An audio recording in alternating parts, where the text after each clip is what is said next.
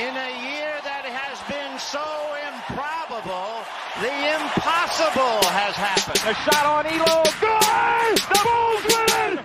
You know what time it is. The most amazing, sensational, dramatic. Oh, blocked by James! LeBron James with the rejection.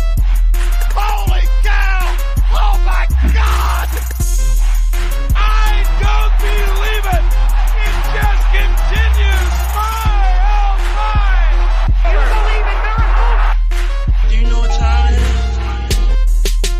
I wake up in the morning, I piss excellence.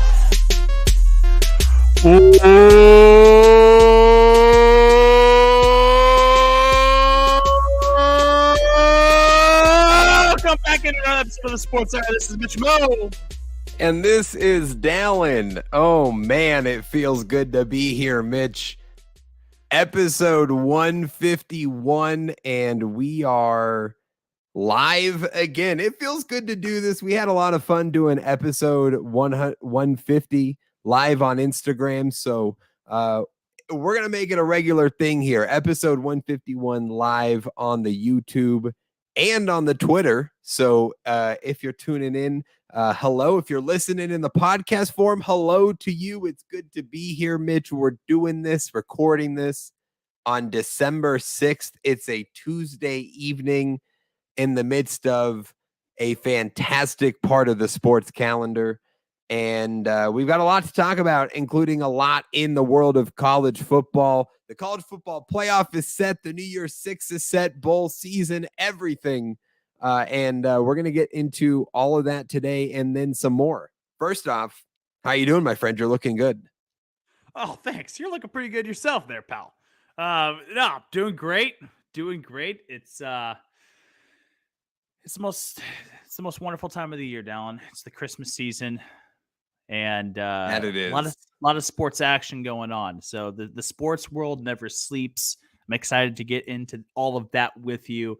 You mentioned all the campus tour stuff. We got NFL recap. We got some NFL free almost screwed that up 3 times. MLB free agent stuff.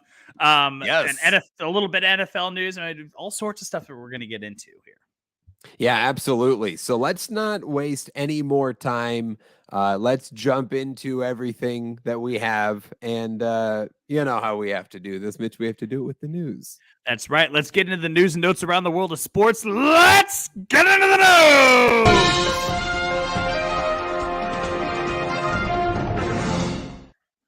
Whew. Yes, it is time for the news.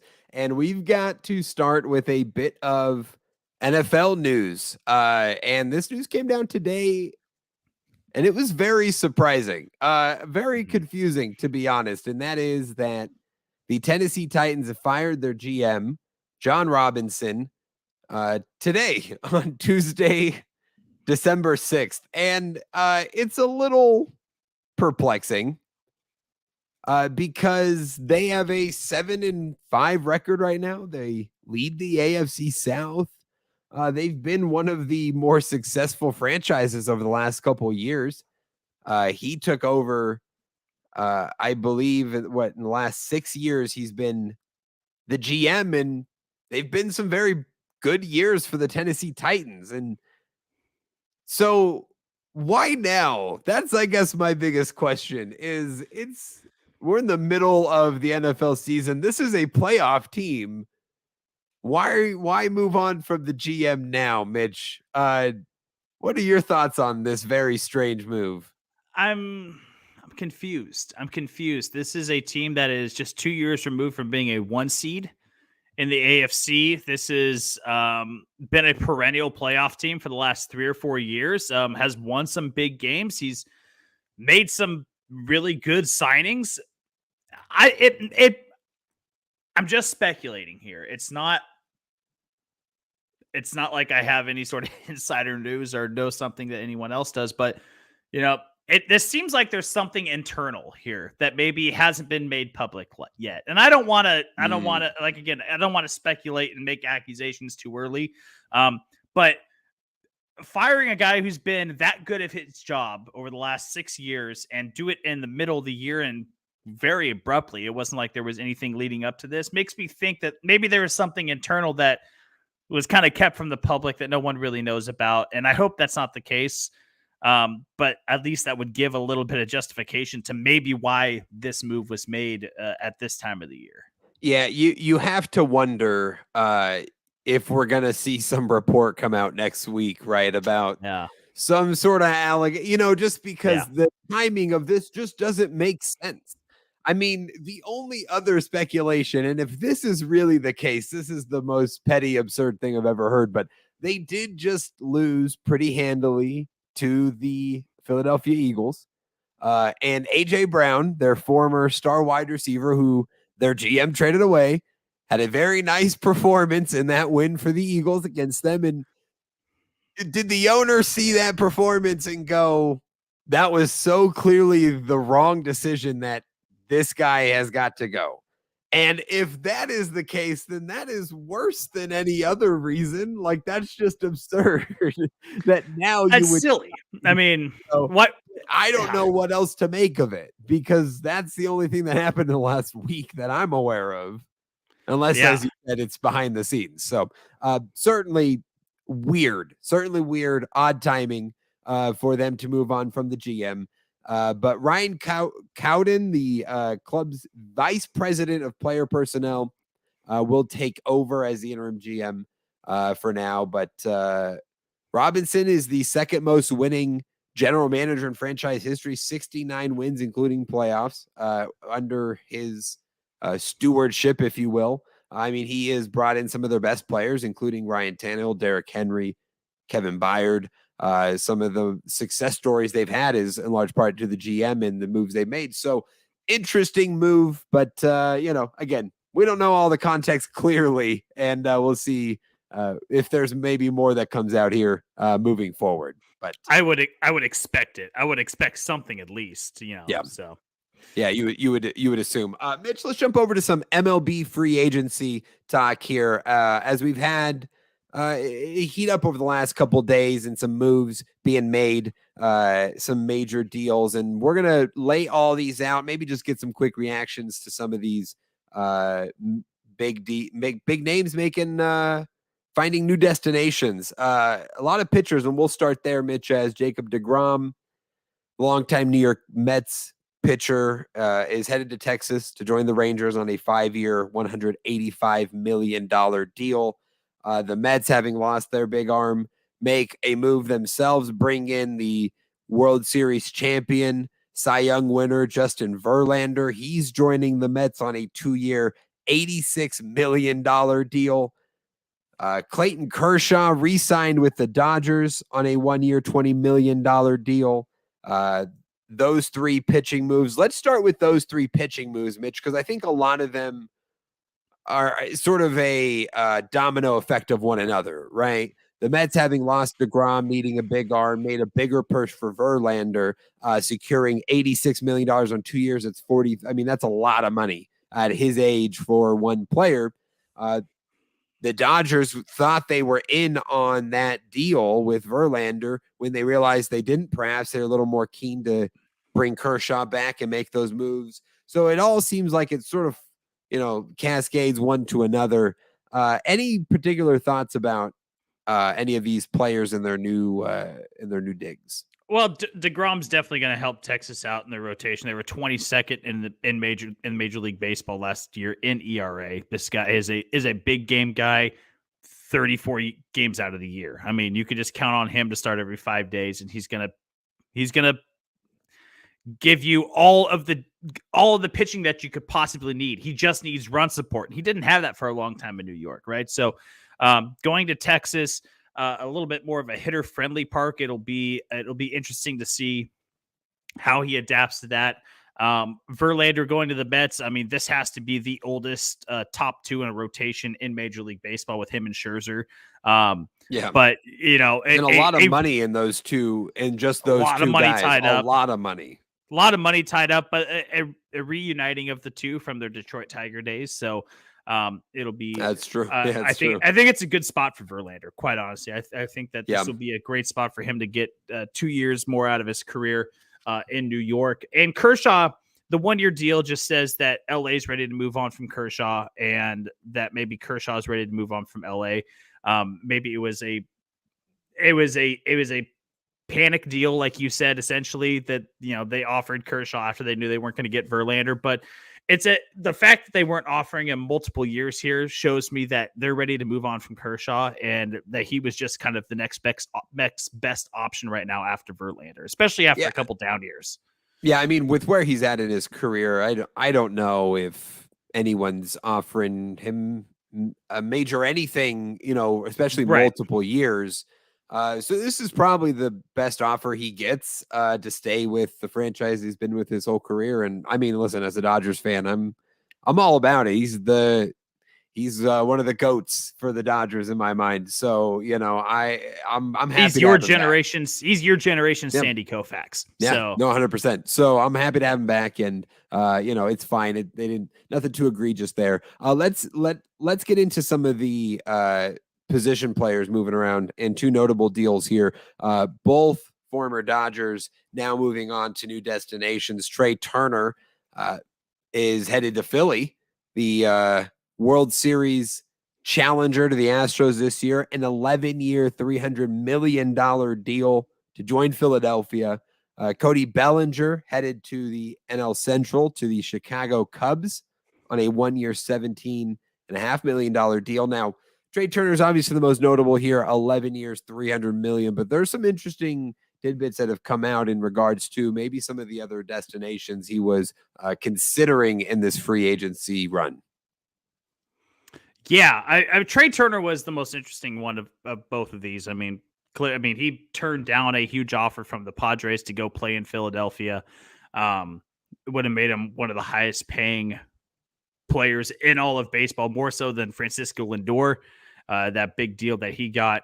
I'm sorry. Damn it. What's the other guy's name? Young guy, Padres. Oh, Tatis. Fernando Tatis. Yeah, I'm sorry. We got it. We just figured that one out. Would have made him higher, paid them both those guys. Turned down an extra $41 million over that contract to go play in Philadelphia. And clearly he just, he just said, frankly, I wanted to play for the Phillies. I want to be a Philly. And so good for him. At least he's controlling his his own destiny. But, to take an extra $41 million and probably play out the rest of your career in San Diego, that sounds like a pretty good deal. I wouldn't have passed that one up. The Bellinger deal for me is confusing. This guy has not hit exceptionally well over the last few years. This was a team that batted .238 as a team last year. I think they need a guy that's going to be a high production, get on base type guy. And Cody Bellinger just isn't that right now. He's kind of launch, walk, or strike out. Like, that's where he's at right now. And Cody Bellinger just seems like an odd fit for the Cubs for me. Yeah, it is interesting. I mean, it is a 1-year deal, so obviously there's not a lot of commitment there. And you're just hoping that as a former MVP, he can resemble some level of that form. And if you do, you're getting a pretty good bargain. I don't think it's too bad, but I do think obviously there's a reason why the Dodgers were okay with moving on from Cody Bellinger and letting him try it out somewhere else. Sure. He hasn't been the same player for a minute there. That's it for the MLB free agency stuff. We'll continue to monitor. Obviously, the biggest name right now, and there was some expectation that perhaps we would hear news on this today, but that's Aaron Judge. Rumors of a lot of interest in San Francisco with the Giants. We'll see if he ends up there or back with the Yankees, but that'll be the next really big name to sort of monitor here at MLB free agency, Mitch. But we got to jump over to the weekly Kraken update. Our boys in the Northwest, man, year 2 is bringing gold. Year 2 is looking good so far. 15-6-3 on the season are the Kraken, 33 points, second in the Pacific Division, tied for second in points in the Western Conference. Mitch, the Kraken are figuring it out, and you just love to see it. It just keeps getting better. They just lost to the Florida Panthers.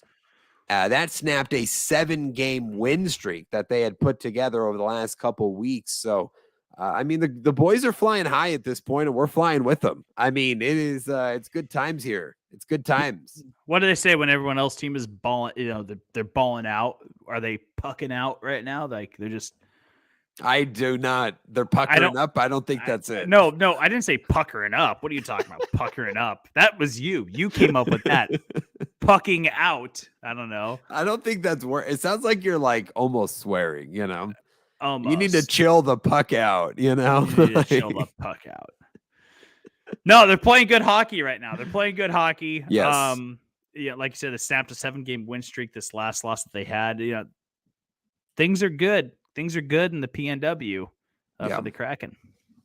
You love to see it, and we'll continue to root for the boys, and hopefully we continue the winning ways. Mitch, a little World Cup update.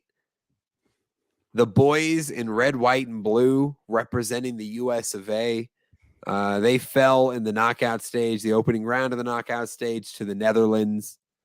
I think 3-1 was the final score there. So an exit for the American men's team. But, really what it was, Mitch, the measure of success for the United States was making it to the knockout stage. Anything after that point was extra, right? Winning games at that point was extra. This is an extremely young United States team. Getting to the knockout stage was the proof that they needed. And now, hopefully they take this momentum into 2026 when we will be hosting the majority of the World Cup on our soil. It's in a joint bid in 2026 between Canada, Mexico, and the United States, with about 2/3 of the games being played in the United States. So we'll have a little home field advantage next time, and perhaps that helps the U.S. not only get to the knockout stage, but perhaps make a bit of a run in the World Cup. Yes, absolutely. I mean, just have to wait for our next go around, man. I'm kind of glad we don't have to talk about soccer anymore. Kind of glad we don't. We talked about it for like 1 week, Mitch. Yeah, that was 1 week. That was too much for you. That was 1 week too many. That was 1 week too much for you, huh? Yeah. Well, we found Mitch's limit. That's fair. At least we know it now. Yeah, I'm glad we don't have to talk about chasing the ball around for a while. So. Well, listen, in 2026, we're going all out, Mitch. When we are in year 8 of the podcast, we'll be going all out for the men's World Cup team. Perfect. Can't wait. That'll be the plan. All right. That'll wrap up the news. We got to go to the campus tour, Mitch. And this is, it's good times and maybe it's sad times, because this is kind of I don't want to say kind of the conclusion of the campus tour. The regular season for college football is finished, and now we are headed into the postseason bowl season, right? Bowl games will start next week. We have the college football playoff ahead of us, postseason awards, that kind of stuff. But the campus tour, as we have known it, is kind of wrapped up. So we're going to wrap up the college football season with some reflection. But we do want to start with reactions to the college football playoff and the New Year's Six games. And let's start with the playoff, Mitch.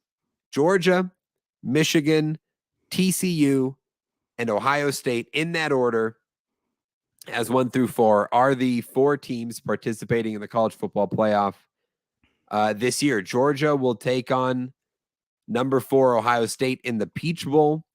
Number 2 Michigan will take on number 3 TCU in the Fiesta Bowl.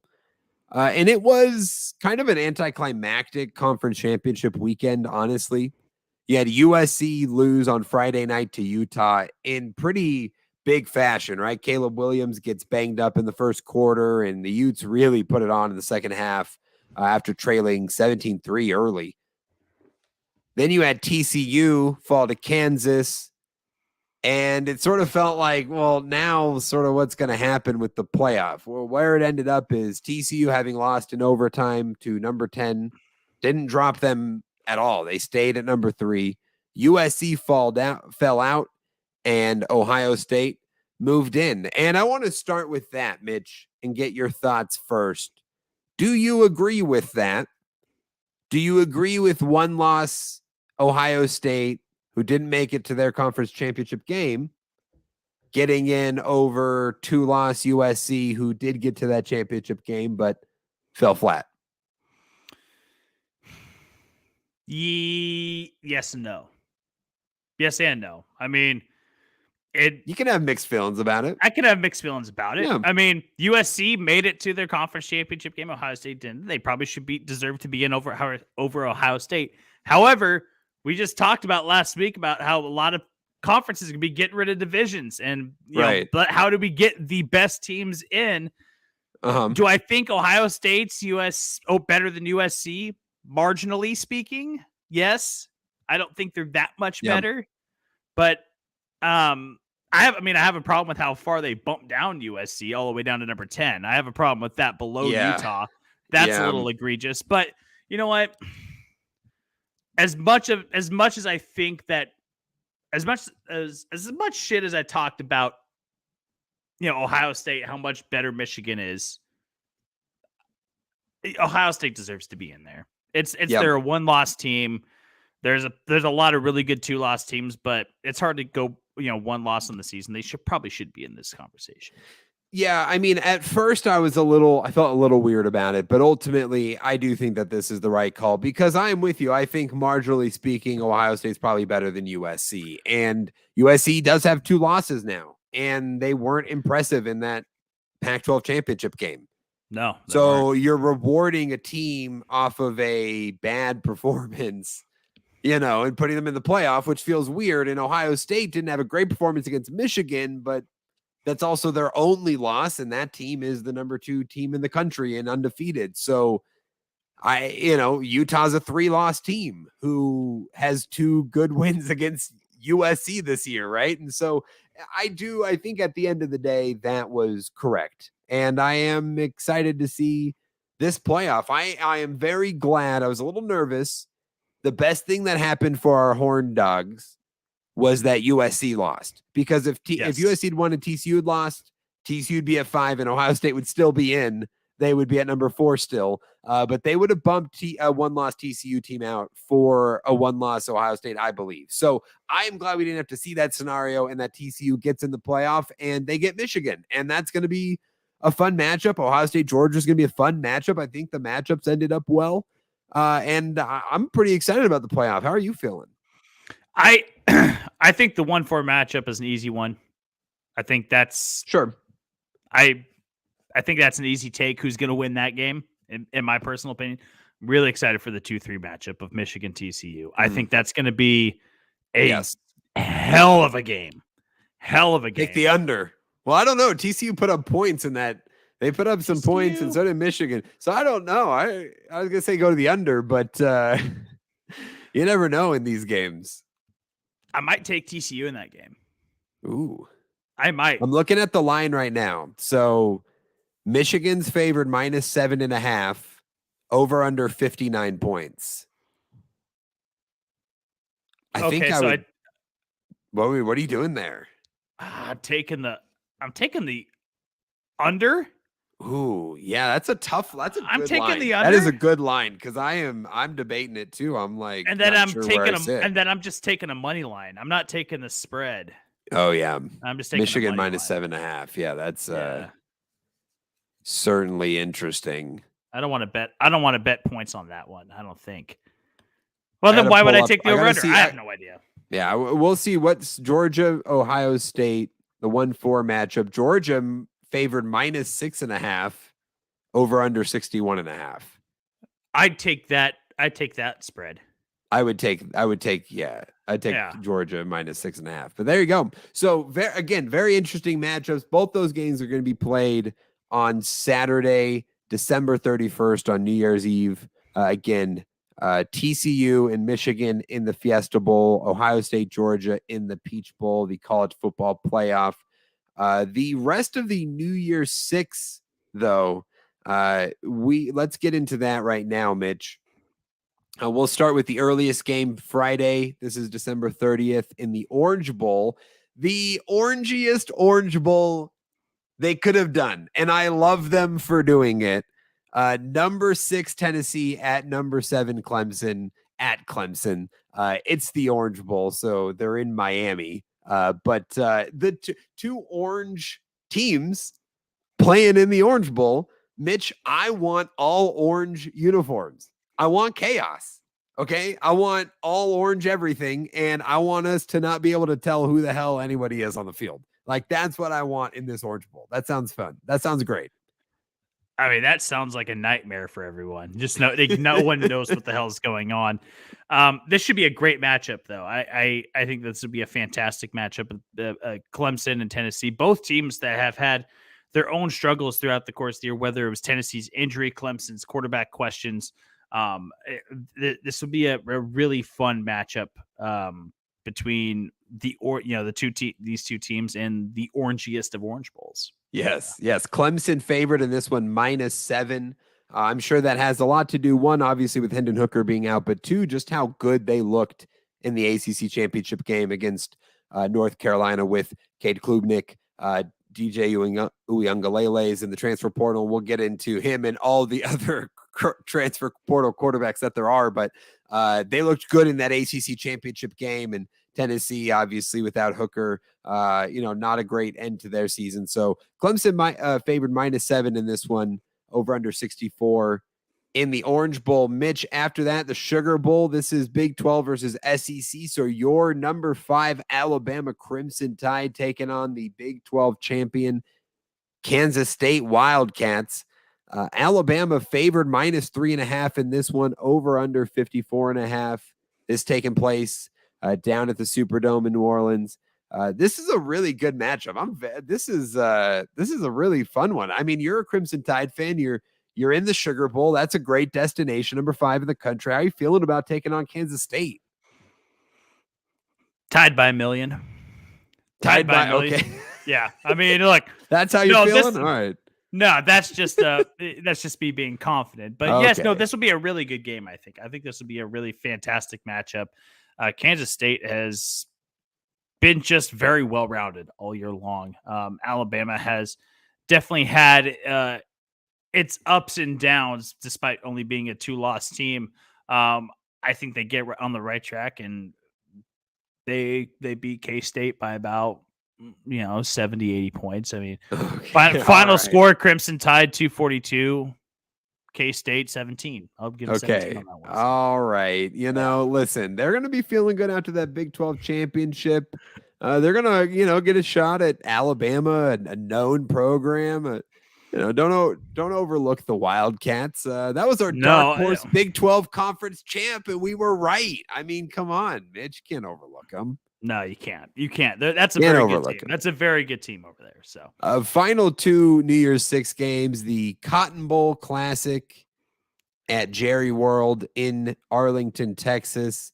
The Group of 5 participant American Athletic Conference champion Tulane, the Green Wave, number 16 in the country, taking on USC, number 10 in the country, after the Trojans lost in the Pac-12 championship game.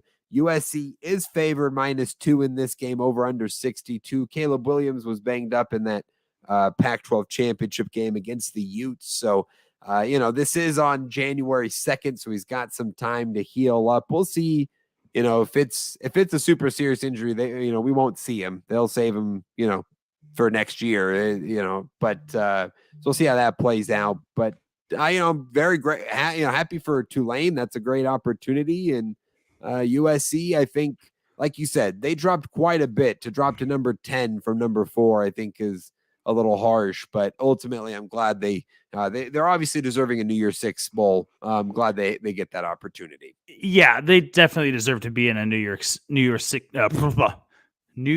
6 bowl. Glad that they got into the Cotton Bowl. Look, we've talked about how good this USC team is all year long. Don't count out the Green Wave. They could make this game interesting. They can make this game really interesting. I'm not saying they're going to win. I'm not locking them to win. I wouldn't do that, but they're going to make this one interesting, I think. I think this is a very, very good Tulane Green Wave team. Listen, Mitch, that's a team that's already beaten a New Year's 6 team this season. They beat Kansas State earlier. And Kansas State's playing in the Sugar Bowl. So, it's not like they haven't beat a team of that caliber. So, don't count out Tulane. Love it. Mitch, final game, the Rose Bowl. Big Ten versus Pac-12. It's the Pac-12 champion Utah Utes for the second straight year in the Rose Bowl. This time they're taking on Penn State, number 11 Penn State, as Michigan wins the Big Ten. Ohio State also makes the college football playoff. So Penn State gets into the Rose Bowl here against Utah. Utah favored in this one, -2.5, over under 52. Utes impressive in that win. They get back to the Rose Bowl, and listen, after they fell in a thriller to Ohio State last year in the Rose Bowl, you got to think that they're going to be motivated against Penn State to get it done this time and take home their first Rose Bowl victory.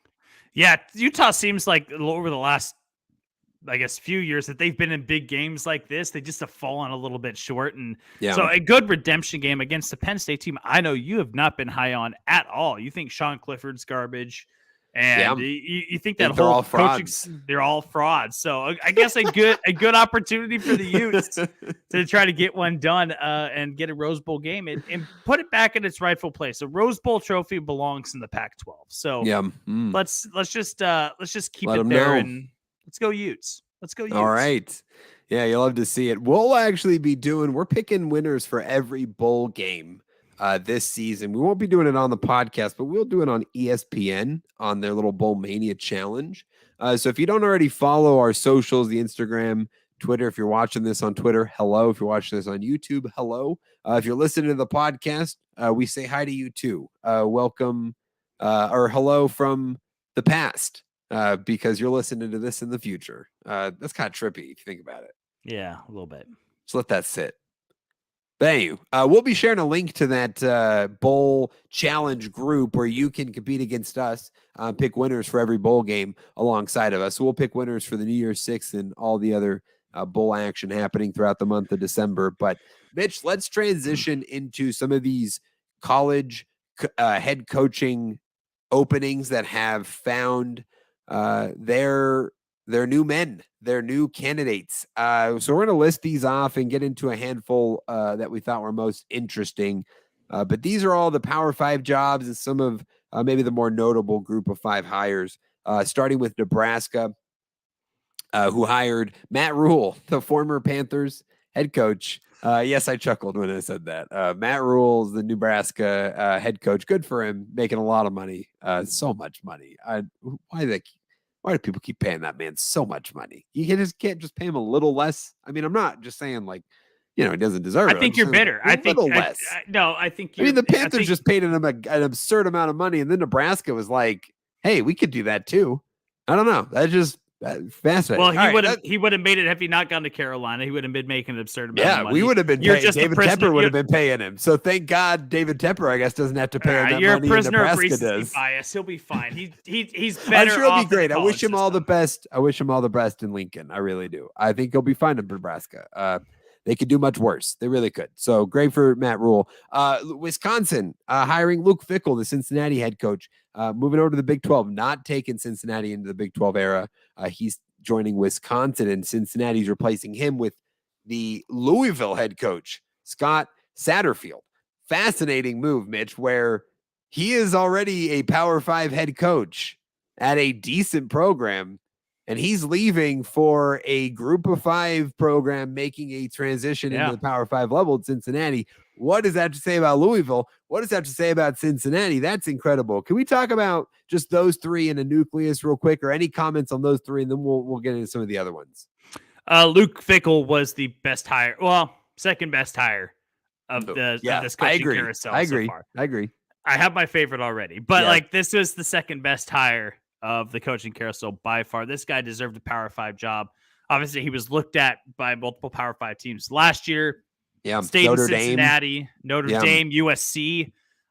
He stayed in Cincinnati for another year, and he gets a chance to turn around a Wisconsin program that has a proud football traditions, and gets to turn that program around and get it back on the right course. So I love that Luke Fickell is going to be heading up the Wisconsin Badgers going into the 2023 season. Yeah, I mean, I think that's a fantastic hire for Wisconsin. And they retained Jim Leonhard, right? The longtime DC who had taken over as the interim, he is staying on the staff. And so that is a huge win, right? Not only Huge win. do they get fickle, but they retain such a steady force. And what's been one of the best things in the program, keeping him around, is a big win for them. Let's move on, Mitch, to a couple Pac-12 moves. Deion Sanders, Jackson State head coach, prime time as we know him. He's headed to the Power 5 level as the new head coach for the Colorado Buffs. And big opportunity here in Colorado. The other Pac-12 hire here, Arizona State hiring the Oregon offensive coordinator Kenny Dillingham. So those are the two Pac-12 hires here. We really want to talk about Deion though, because we do. I mean, that's where it's at. That's the best hire of the offseason so far. So that's it. That's the best hire. Break it down. Why do you say it's the best hire? He's a culture changer. You saw how quickly he can turn around a program in Jackson State.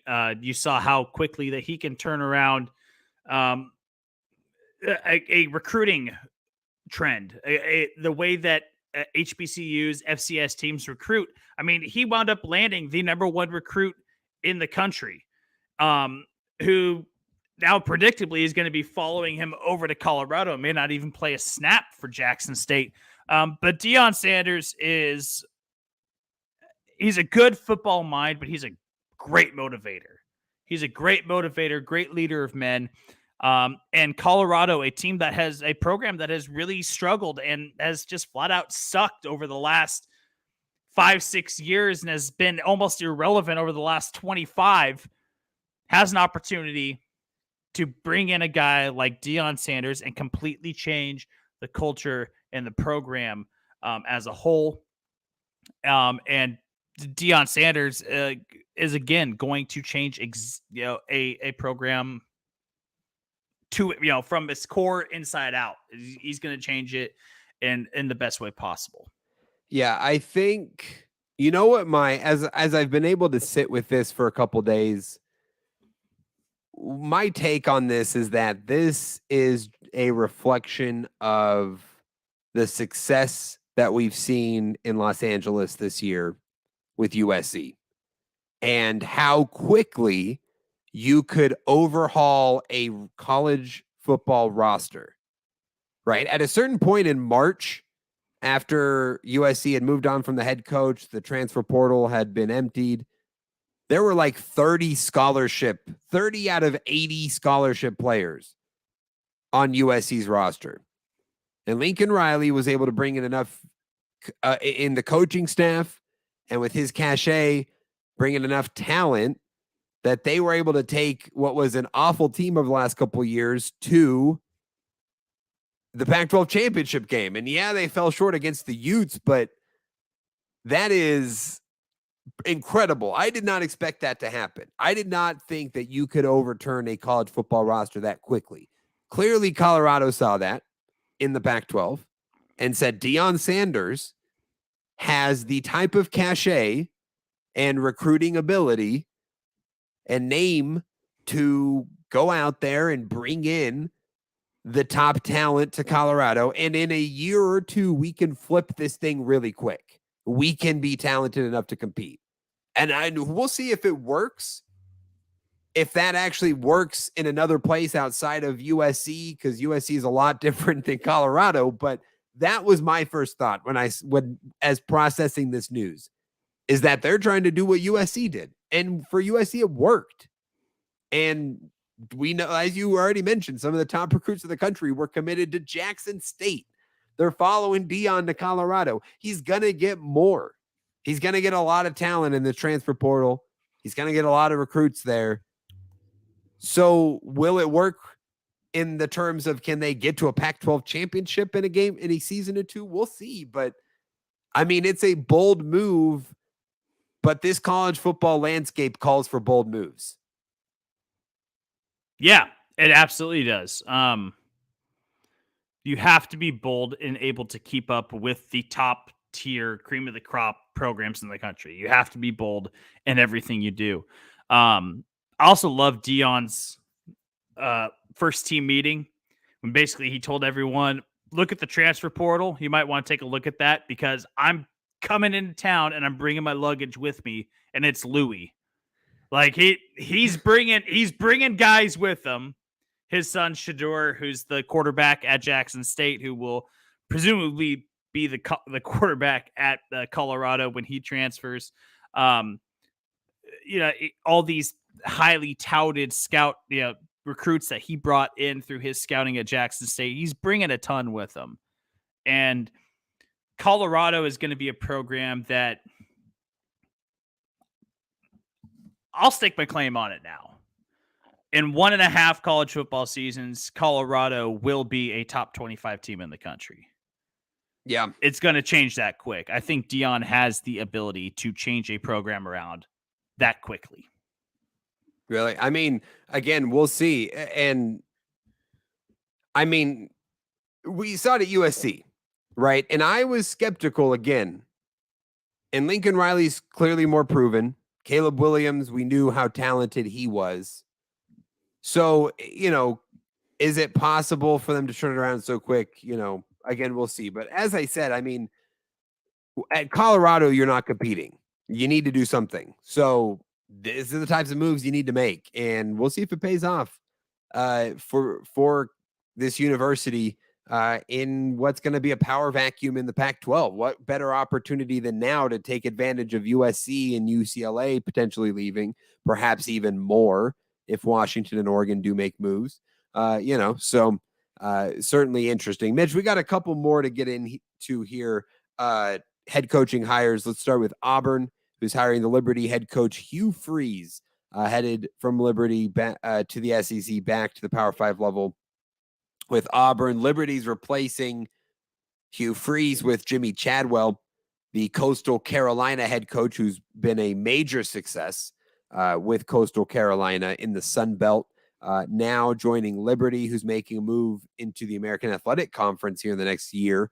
Georgia Tech elevating interim head coach Brent Key to their full-time head coach position, and UAB hiring Trent Dilfer, the former NFL quarterback, former Super Bowl winner, and a high school football coach to be their new head coach as they I think they're making the jump to the AAC as well. So new opportunities ahead for some of these programs, but just some interesting, notable ones. What do you want to talk about with these hires? Well, it's the Auburn one is intriguing because there were so many rumors surrounding like Lane Kiffin. Is he going to leave Ole Miss? He's going to go to Auburn. And then they bring in Hugh Freeze, who has a checkered past of his own. Yes. He's got some controversy behind him. Yeah. I mean, if there's anything holding Auburn back from winning ball games or Hugh Freeze having success at Auburn, I would say it's hookers. Like maybe he should just lay off that and focus on football. Yep. So, that might help. So, I mean, that's a really intriguing one. The Trent Dilfer one is also really intriguing to me. And I know you and I had a very extensive conversation about that last night. Where you and I vehemently disagreed on high school coaches getting a head coaching job at the collegiate level right after high school. I don't see a problem with it if they're the right man for the job. You disagreed. You had said that there had to be a resume for them at the collegiate level for them to get a head coaching job at a college. Where I disagreed that if you show the measurables, the tangibles, and the intangibles, the football IQ to lead a team at the next level, you should have that opportunity if you're the right man for the job. So that's where I stand on the Trent Dilfer thing. I don't know if you have anything to input on that, but that's where I stand on that. I mean, that was pretty much my view is, I just see this Dilfer thing. And listen, I mean, you and I both know nothing of his coaching abilities and experience. I mean, we don't really. And I mean, at the high school level, frankly, not many people do, right? We don't know a lot about him, but UAB is making a move to bring some attention and bring some hype to their program and try something out. We just talked about bold moves in regards to Deion Sanders, right? And Jackson State hiring Deion Sanders was a bold move, right? Jackson State's a little bit different level than UAB. But again, I can understand it in principle. I just see it as more of a reaction to what we've seen with the Colts and Jeff Saturday, what we've seen the last couple off seasons with the Houston Texans and their desire to bring in Josh McCown without having those proper experiences. And it feels to me that maybe this is just more of that trend of giving these guys opportunities, because we've seen maybe a level of success or just at least more of a comfort level with exploring that. So that was my thought. It's not like I'm vehemently against it by any means. I don't know what sort of coaching pool there is available for UAB. So it's not like, it's not like they're bringing in, they got all kinds of high level candidates opportunities, but I don't love high school coaches getting elevated straight to college head coach. That just doesn't feel great. I just don't love that. That's fine, but and we talked about this. You're comparing, like, when you brought, like, your only examples that you brought up were guys that went from high school coaches to NFL coaches or NFL coaching considerations, and that's not the same. And that leads me in to our first college football trivia question of the week, Dallen. Dallen, this current head coach took his first ever head coaching job in 2021 after only being an offensive coordinator at the high school level prior to his first head coaching job. Oh, I have no idea. Oh, that's Deion Sanders. Sanders. We just talked about it. Yeah. Yeah. I mean, he was an offensive coordinator at best at the head coaching level, and then at the coaching level, then got this job at the collegiate level at Jackson State, and we said nothing about it. And so, like, I think that, it's we shouldn't be so critical of these things. Just let them happen. I know that, if they're wrong, but we shouldn't be calling them out for, no, this is the wrong hire because this guy doesn't have the right resume, when we've seen it work before. We saw it work with Deion Sanders. We've seen it work with other coaches in the past. I looked into it a little bit last night, and, this does work. The head coach to the NFL side of things, yeah, absolutely. That's a little bit extreme, and we'll agree on that one. But to the collegiate level, I have no problem with it. Yeah, I mean, I'd love to hear other names outside of Deion. And the Deion thing is tough because it is 1 year at an HBCU in Jackson State. Obviously, we're not talking high-level college football, and UAB is certainly not. Okay, yeah, 2 years, you're right. And UAB is not certainly high-level football either. But what Deion proved and why he got the job at Colorado is not his coaching acumen, but his recruiting ability, getting the best talent there. And in the college game, that is the name of the game, right? You can bring in coordinators to scheme and to coach, but the head coach or somebody on that staff has to be a master recruiter. They have to be able to get the top talent. Now, can Trent Dilfer recruit? That's what I guess we'll find out, right? If he can do that, if he can have a Deion Sanders-esque impact on UAB in terms of bringing in talent that would normally have never considered that school, then it's a win. Then it absolutely pays off for them. But again, from the high school level, you just don't know. You're relying on the cachet of the name. And Deion Sanders is a little different name than Trent Dilfer. No disrespect to Trent Dilfer, but it's not though. They're in the same exact position that Deion was. Sure, I'm saying they're different types of former players, though. I mean, we're talking about primetime Deion versus Trent Dilfer, who people like, I don't get where you don't think those are the same types. You thought I'm saying they didn't have similar NFL careers. They don't have similar impacts. Guys don't light up when you're like Trent Dilfer. But that has nothing to do with you would say Deion. But that has nothing to do with your ability to recruit high school players. Absolutely. But we didn't know about Deion's recruiting ability when he took the job at Jackson State. That was found 100%. Out after the fact. That was 100%. Found out after the fact. So just like we don't know Trent Dilfer's recruiting ability, that'll be found out after the fact. They're in the same exact position. I'm saying Deion has a little more clout than Trent Dilfer. If you want to think they have the same Deion's just clout, a bigger name. Great. That's it. That's Deion's what I'm just saying. A name. That's exactly what I'm saying. I'm glad we agree on that. Mitch, I love this. I don't know where you don't agree. I don't know where we agree on that. No, I didn't. that they have. I have no Deion idea what has we're a agreeing bigger on. name. Yes. That's all we're saying. Sure. Yeah, that's absolutely. all we're saying. Yeah. But they're starting at the same spot. Mitch, let's talk about transfer portal quarterbacks because there are a number of transfer portal quarterbacks as we've seen the last couple years, and this number continues to tick up.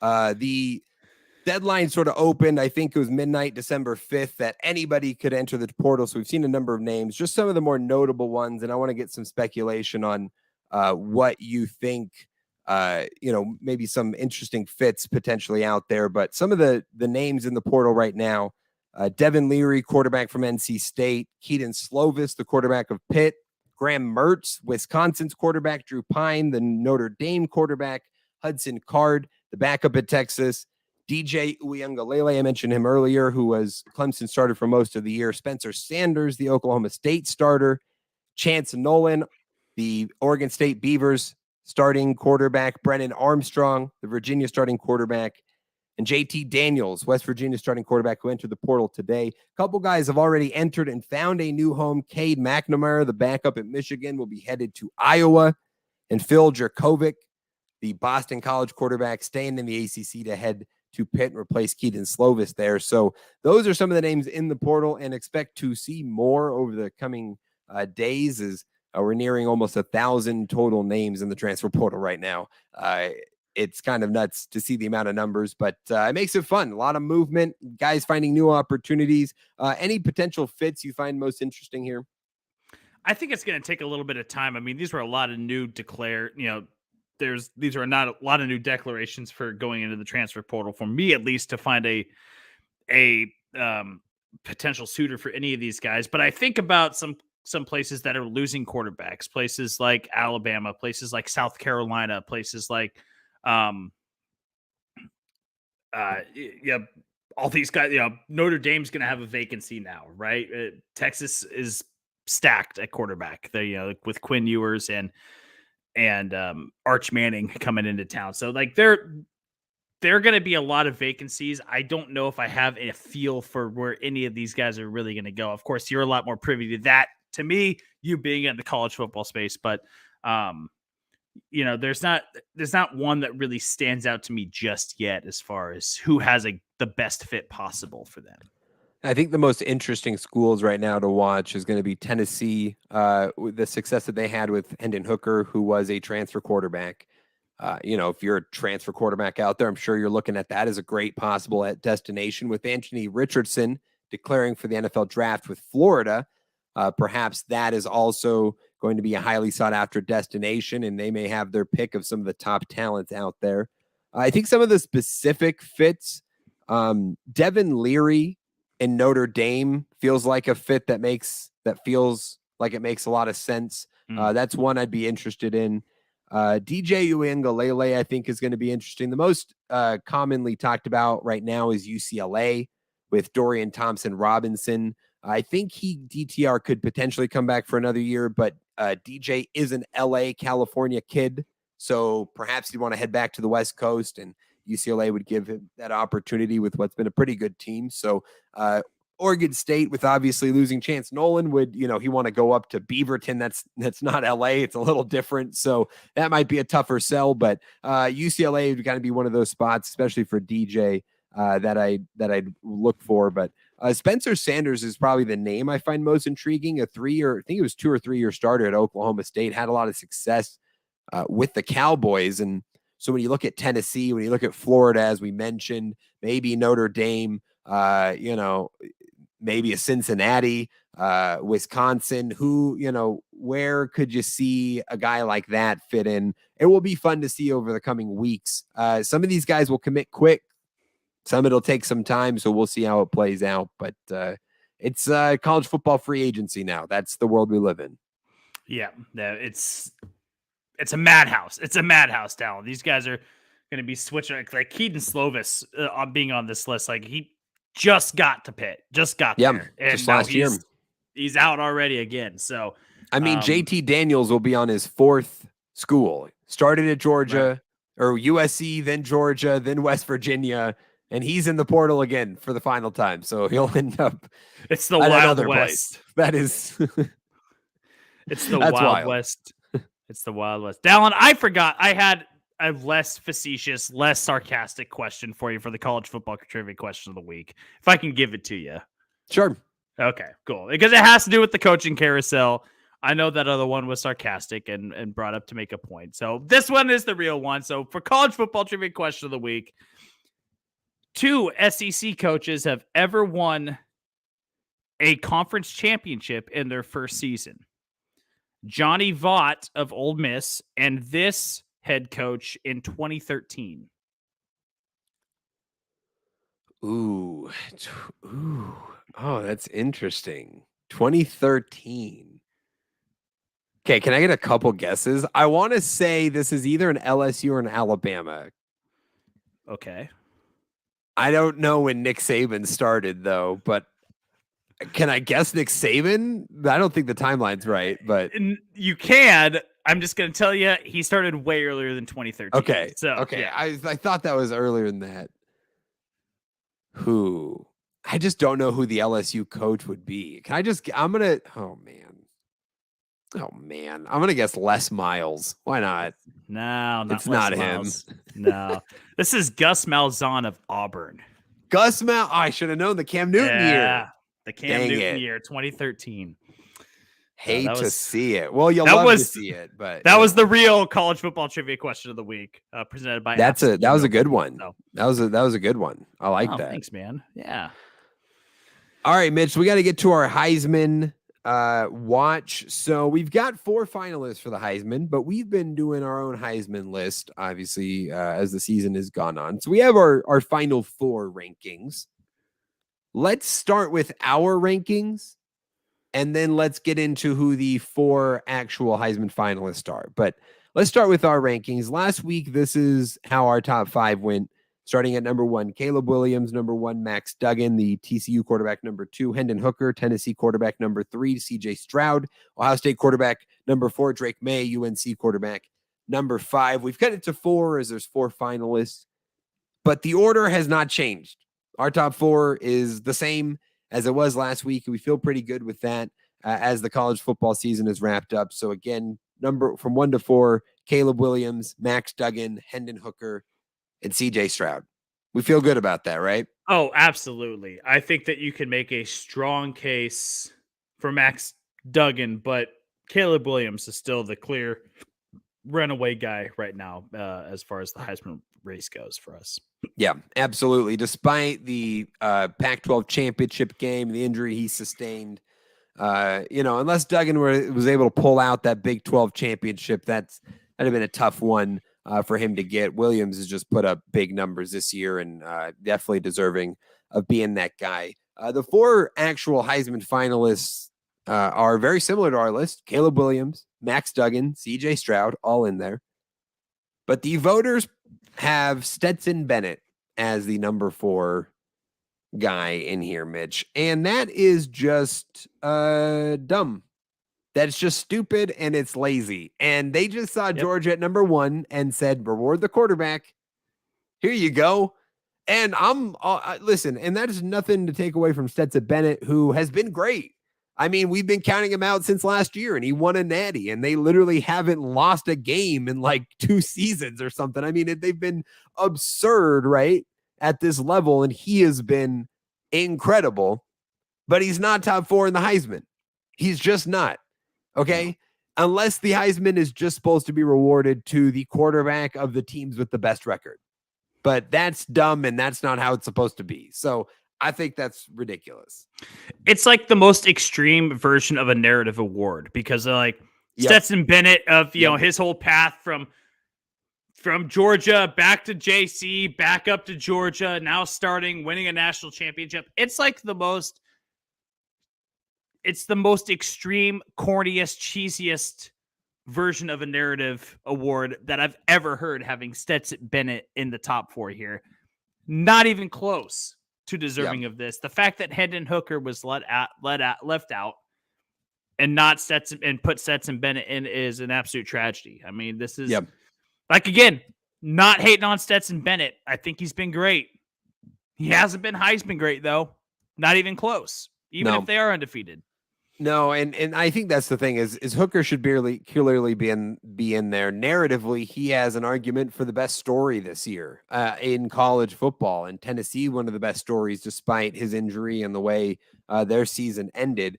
I think part of my problem with Stetson Bennett, Mitch, is if you're making the argument that Stetson Bennett should be in there, right? 13-0, completed about 68% of his passes, 3,400 passing yards, 20 touchdowns, 6 interceptions, right? Good numbers, but, modest numbers in 13 games, 13-0, those are fine. Well, then why isn't J.J. McCarthy a Heisman candidate? Yeah.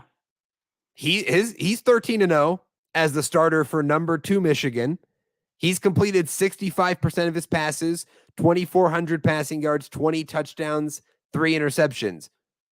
It's not like he's gotten, horrible numbers. His are fairly comparable. If it's just about record, then you tell me, if you're the Heisman committee, then they got to tell me why JJ McCarthy ain't in there, because he should be in there based on that argument. So I am just, I'm not with it. But I mean, listen, Stetson Bennett's not going to win it. So it's all kind of, a mute point. He's going to be 4th in voting likely, and maybe 3rd. And if he does, I'll riot. Be the shocker of all shockers, honestly, if he beat Williams and Stroud. But I mean, hey, that'd be good for the walk-ons, I guess. Shout out to the walk-ons. Yeah. That's crazy. So there you go. We'll see. I think the Heisman ceremony is like 3 weeks ish, sometime in this month. We're very good podcast hosts by knowing when that is. So some point this month, we'll react to that whenever it happens, and you'll hear it here if you're tuning in or not. That's how it goes. Mitch, we made some predictions before the season in regards to the college football landscape, the Power 5 and the Group of 5. And I would like to take the opportunity to look back at these. This is the last sort of opportunity to really dive into college football here this season. And we did pretty good on these predictions. We also had some rough ones, and we'll get into those. But I just want to kind of take a look at what we predicted before the season started and how things played out, and, whether we were spot on with that. First year really diving fully into college football on the podcast this year. So obviously it's been a lot of fun. This is a good time to reflect. Yes, absolutely. And I'm looking back on some of these misses, and boy, are they ugly. Yes. Some of these are just really, really bad. But we had no way of knowing. We had no way of knowing at that point. So. Exactly. We'll start with the SEC. The best team. We both voted Alabama as the best team. That is a fair bet. They ended up as the number 2 team in the SEC by rankings, right? They didn't make the SEC championship, but 10-2 on the season, ahead of Tennessee, behind 13-0 Georgia. We probably should have seen Georgia coming. Probably, we could have tossed a vote there, but I don't think we're very wrong putting Alabama in that situation. No. Dark Horse was a bit of a whiff for both of us. Dark Horse conference champ. I had the Arkansas Razorbacks win of the season with a 6-6 record. Mitch had the Texas A&M Aggies, who started the season with a top 5 ranking and ended the season with 5 wins. So that's a tough one. That's a tough one. That's a bad look for the boys. That's a bad look. We don't trust preseason rankings. I may or may not have an article coming out in a couple weeks on the website. Check out the website if you don't already. Look at the bottom, thesportshourguys.wordpress.com, about why you need to disregard preseason college football rankings. Absolutely. Because it is atrocious if you look They're back garbage. Ranked. They're garbage. Why did they have Notre Dame to start the year? It was like 4 or 5. 4 or 5, yeah. Texas A&M was 6. It was bad. So that's okay. We're not going to get them all right. Overachieving team, a team we thought was going to be better than expected. I said South Carolina, and that was a pretty big hit. 8-4, top 20 ranking for the Gamecocks. You had Arkansas in the same vein, a little less bold as me. They were 6-6, so not great there, but I feel good betting on Spencer Rattler and the Gamecocks there to kind of pull out a good season. Yeah, that was a great hit for you. I mean, South Carolina put together a pretty decent year. Arkansas, man, it looked good early until it didn't look good, and then it went all downhill. So, Yeah, that's a great way of putting it. It looked really good until it didn't. Best quarterback, we both voted Bryce Young as the best quarterback. I think at the end of this season, you could make an argument for Bryce Young. You can make an argument for Hendon Hooker, maybe Stetson Bennett. I think there's not a clear favorite there in my mind. So I think that's a pretty good bet. Our sleeper quarterbacks, though, pretty interesting. You had KJ Jefferson, again, the Arkansas quarterback, who had a good season, but not the breakout that I expected and that we expected here on the podcast. I had Will Rogers, the quarterback for the Mississippi State Bulldogs, who went 8-4, ranked number 22 at the end of the season. And Will Rogers had 3,700 passing yards and 34 touchdowns. So not a huge breakout season for Will Rogers, but he's pretty good, putting up big numbers yet again. Yeah, decent years for both guys. For both guys. I thought what was interesting about all of these things is no mentions of Tennessee anywhere. Yes, and did not see Tennessee coming. No, hell no. And just how successful they were. It was a big miss on our part, not having the Vols anywhere in here. Yeah, I would say that, and LSU as well, who obviously made it to the SEC championship game, and Brian Kelly having a lot more success than I expected in year one there in the Bayou. In the Big Ten, Mitch, the best team we voted as Ohio State. Ohio State, certainly the number 2 team, but the number 1 team this year was the Michigan Wolverines at 13-0 with that head-to-head victory over Ohio State. So a miss there, but, that's okay. It's going to be one of those two. We weren't that far off. I mean, we weren't that far off. Dark horse conference champion. We both had Wisconsin, and Wisconsin went 6-6 and quickly fired their head coach. And we were, not good on that one. Big whiffs. Yeah. Continued to whiff a bit on overachieving team. I had Maryland. The Terrapins went 7-5. They had a decent season, but certainly didn't overachieve. That was probably 6-7 wins their expectation. You had Michigan State, which went 5-7 at one point, ranked in the top 12. Really disappointing season for the Sparties. Yeah, really disappointing season, and I look like a buffoon. No, okay. And then the fight in the tunnel and everything, and it just all went downhill. Not a good look. Yeah, not a good look. Worse look for them than you, so don't worry. Best quarterback, CJ Stroud. We voted both CJ Stroud. I think that'd still be the best quarterback at the end of this season. I think we were right there. Sleeper quarterback, though. I said Aiden O'Connell, the Purdue quarterback. And hey, Purdue makes it to the Big Ten championship game. Because they were in the weak Big Ten West, and Aiden O'Connell was fine. He wasn't great, but he was pretty good. So that was fine. Who did you have, Mitch? You're going to make me say it, huh? Look, this is probably my biggest whiff of all of the whiffs that I have on here. I said Cade McNamara from Michigan was going to be sleeper quarterback, and now he's transferred to Iowa. So, he didn't win the job. No, he didn't even win the job. JJ McCarthy took that job. So, that would be my biggest whiff of the year. Yes. You know what? I'll stand by it though. I was banking on him winning the job. It was just you were banking on a Michigan quarterback. You just picked the wrong one. Well, my take was over before week 0. So, it's how it happens sometimes. Mitch, let's jump to the ACC. Best team. You had Clemson, correct there, ACC champions. I had NC State. Was big on NC State and Devin Leary, and Leary got injured halfway through the season, really hurt their chances. They ended up number 23, 8-4 record, but 4-4 in the conference. So well out of the race there. So well done by you. Clemson gets it done again. The ACC is just weak year by year, and there's always some teams that are interesting. Pitt and Wake Forest last year, right? UNC was interesting at points this year, but it's just hard to rely on teams year by year in this conference, it seems.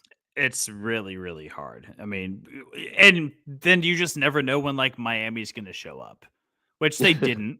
But speaking of your dark horse conference champion, the Miami Hurricanes with Tyler Van Dyke, who went 5-7 in a very disappointing stint, first year, Mario Cristobal. I didn't do much better. I had Wake Forest to win 7-5. Was betting on Sam Hartman and the Demon Deacons. Just disappointing after what was a very, very good season for them last year in the ACC. Overachieving team. You had Virginia. That was a tough one. Tough first season for Tony Elliott in Virginia. 3-7 on the season for the Cavaliers. Very tough there. I had Louisville. And Louisville was, I think, a pretty good hit. 7-5. They were ranked at the end of the season, sort of fell off right there at the end, but I felt pretty good about Louisville. That wasn't bad. I mean, they didn't super overachieve, but maybe a slight overachieve. How about that? Yeah, they weren't 500, is what you're saying. Exactly. I like that. Best quarterback. That's a great way of sugarcoating it, Dallen. Thank you. They weren't 500, so they overachieved. Exactly. I'll take it Mitch, best quarterback. I had Devin Leary. You had Brennan Armstrong, the Virginia quarterback. Brennan Armstrong was pretty rough this year. Yeah, Devin Leary was injured, banged up, not very good. If you were to give an award to the best quarterback, it would clearly go to Drake May, who we did not see coming. So we definitely missed there because our sleeper quarterbacks, I had Sam Hartman from Wake Forest. You had Keaton Slovis from Pitt, who had a good year with Pitt. I thought Slovis was pretty good, and Pitt ended up with an 8-4 record. So pretty decent team, but not a breakout season by any means. No, not by any means at all. It was very pedestrian, pedestrian, and nothing really exciting to take away from that. But yeah, should have seen Drake May coming, but now we know. Now we're well aware. Yeah, I'll just look in the future next time and see, who the hell's going to show up out of nowhere. That'll help out a lot, actually. Yeah. Big 12 conference, the best team. I had Baylor. You had Oklahoma. Mitch, both those teams went 6-6. That was bad. That's a bad look for the boys. Yeah. Yeah, not very good there in the Big 12. Our dark horse conference champ, though, put some respect on our name because you and I both had Kansas State, and the Wildcats pulled off the win in the Big 12 championship game to win their conference and earn that berth to the Sugar Bowl. So good on us for calling that. Absolutely. Hell yeah. We did it. Love to see it. Overachieving team. I had Iowa State, Mitch, who finished last in the Big 12 at the 4-8 record. So obviously a big whiff for me. You had Texas, though, and Texas ended up with an 8-4 record, number 20 in the country. Now, I guess it depends on what your expectations were for Texas, but I would say they at least met expectations. They were there. I would say they were at the bare minimum for me. Sure. That's where they were. It was 8-4. So that's fair. Best quarterback, I had Spencer Sanders, the Oklahoma State quarterback. You had Quinn Ewers, the Texas quarterback. It was Max Duggan for TCU. Mm-hmm. Both those guys had fine seasons, but not quite the level of Max Duggan. Sleeper quarterback, I had Blake Shapen, the Baylor quarterback. You had Adrian Martinez, Kansas State quarterback. Well done. Even though he was injured, Will Howard took over, and Will Howard has been equally as good for Kansas State. I mean, it's incredible what they've been able to get out of that backup quarterback position, but so pretty good call there by you on Kansas State. Yeah, I feel really good. And you know what? Special shout out to you because you shouted this guy out before he was one of your players to know before the NFL draft. But you said a great player on a bad team. You said Quentin Johnson, wide receiver from TCU. Oh, yeah. Putting together a really good year. And now he's one of your players to know and one of the top wide receiver prospects going into the draft. So Good on you for nailing Quentin Johnson before the season even started. So. Yes, could be wide receiver 1 in the draft. Now, I did say TCU was a bad team, and then they went 12-1. And then they went we'll just ignore that part and just focus on Quentin Johnson. So thank you for that. Mitch, Pac-12, our best team was Utah, and the Utes did it. Back-to-back Pac-12 champion. We lucked out on that, though. We lucked out on that. 100% we lucked. Because listen, and this is no disrespect to Utah, right? Like, they got it done when it matters. And that's why, like, no disrespect to them, because you have to win the games when it matters. Your regular season record, it don't matter how you get there. If you get to a championship game, you got a chance to win it all. You win that game, you do it, you deserve it. And they deserved it. But they went 10-3, a bad loss in week 1 to Florida. They had the loss at Oregon. And then I believe Oh, UCLA was the other loss. So, not a horrible season, but I don't think anyone looked at the Pac-12 this year and thought Utah was the best team. Just frankly. I mean, if you took a poll, I don't think most people would say Utah was the best team, but they won the conference. So shouts out to them. But yeah, I think we may have lucked into that one. But we take dubs where we get them. We don't complain. That's right. No. We don't discriminate against W's. Dark Horse Conference champion, though.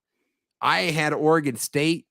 You had Oregon. Oregon finished third in the conference, just misses the Pac-12 championship game at 9-3. Oregon State finishes the season with a 9-3 record as well, number 14 in the country. Not as much in the conference championship race, but both had pretty good years. So I feel like those are pretty good calls. I think those are very solid calls.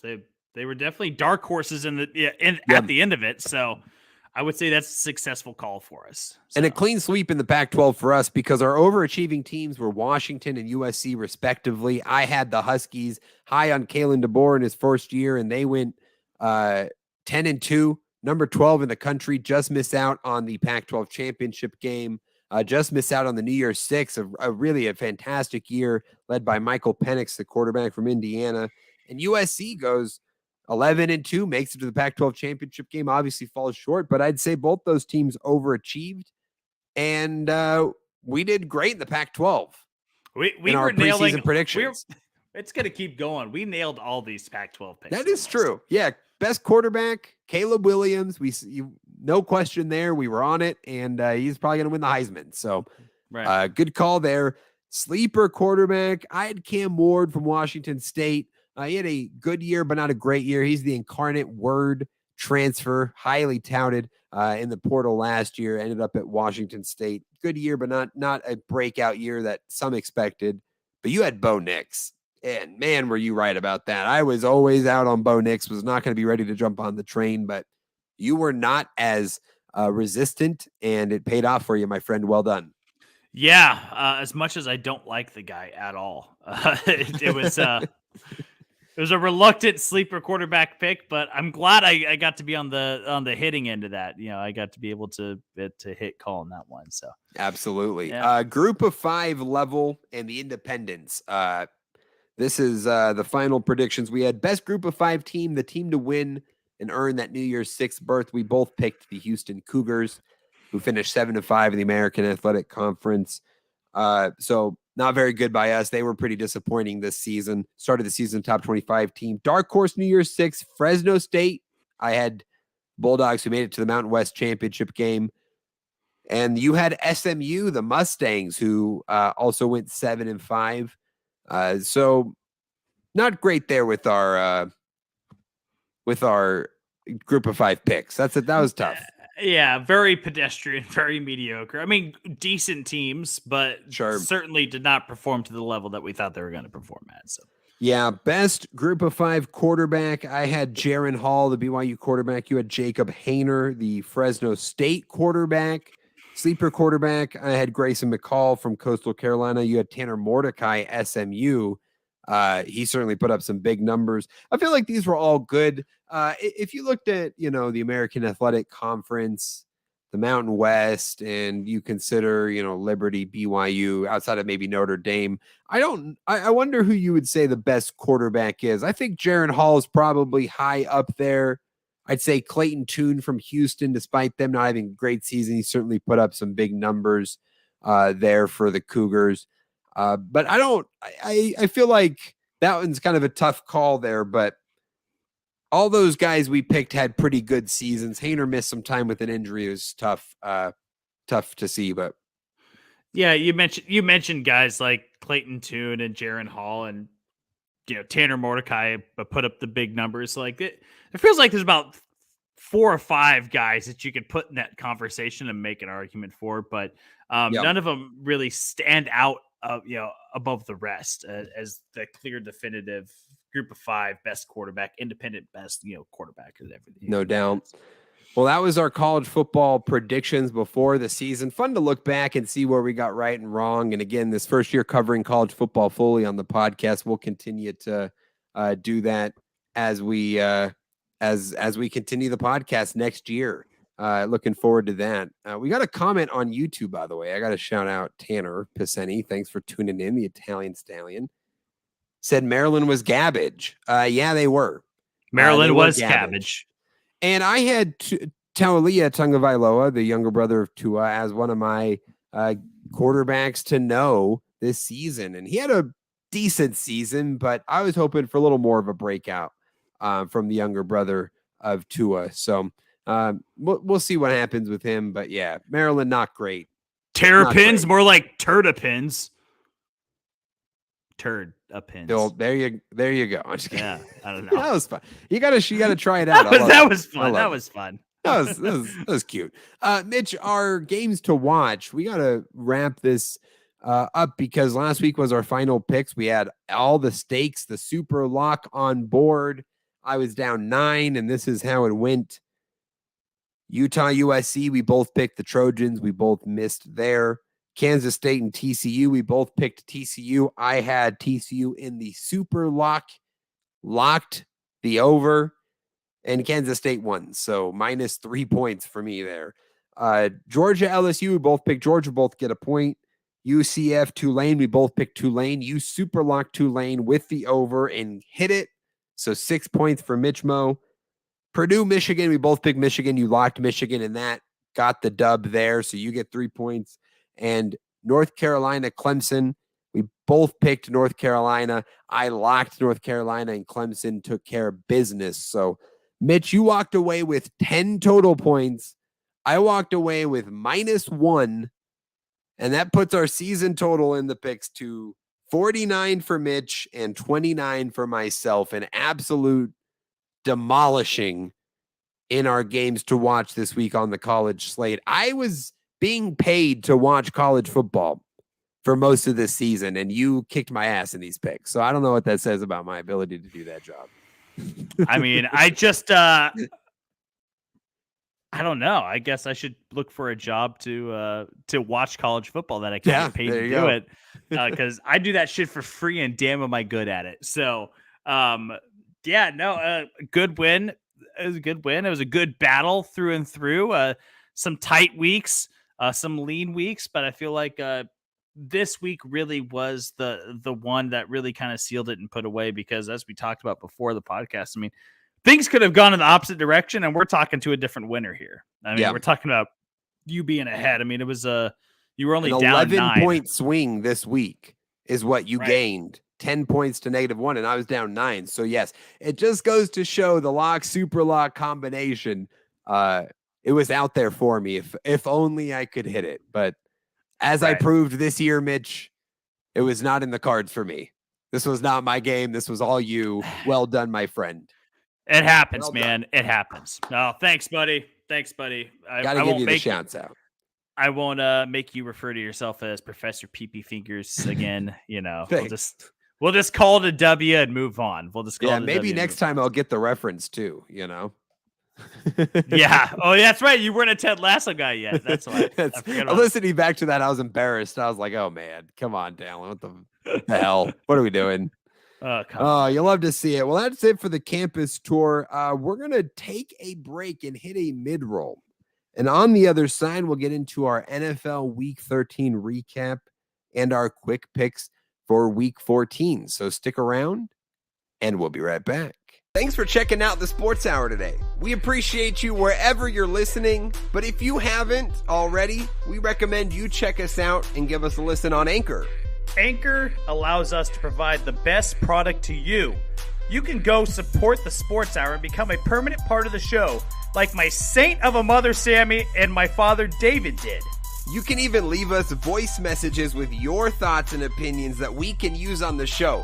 Prove to us that you know better than me and Mitch-Mo. Moral of the story, people, be more like Sammy and David. Go find us at anchor.fm/the Sports Hour, guys, and become a part of the conversation. What the hell are you waiting for?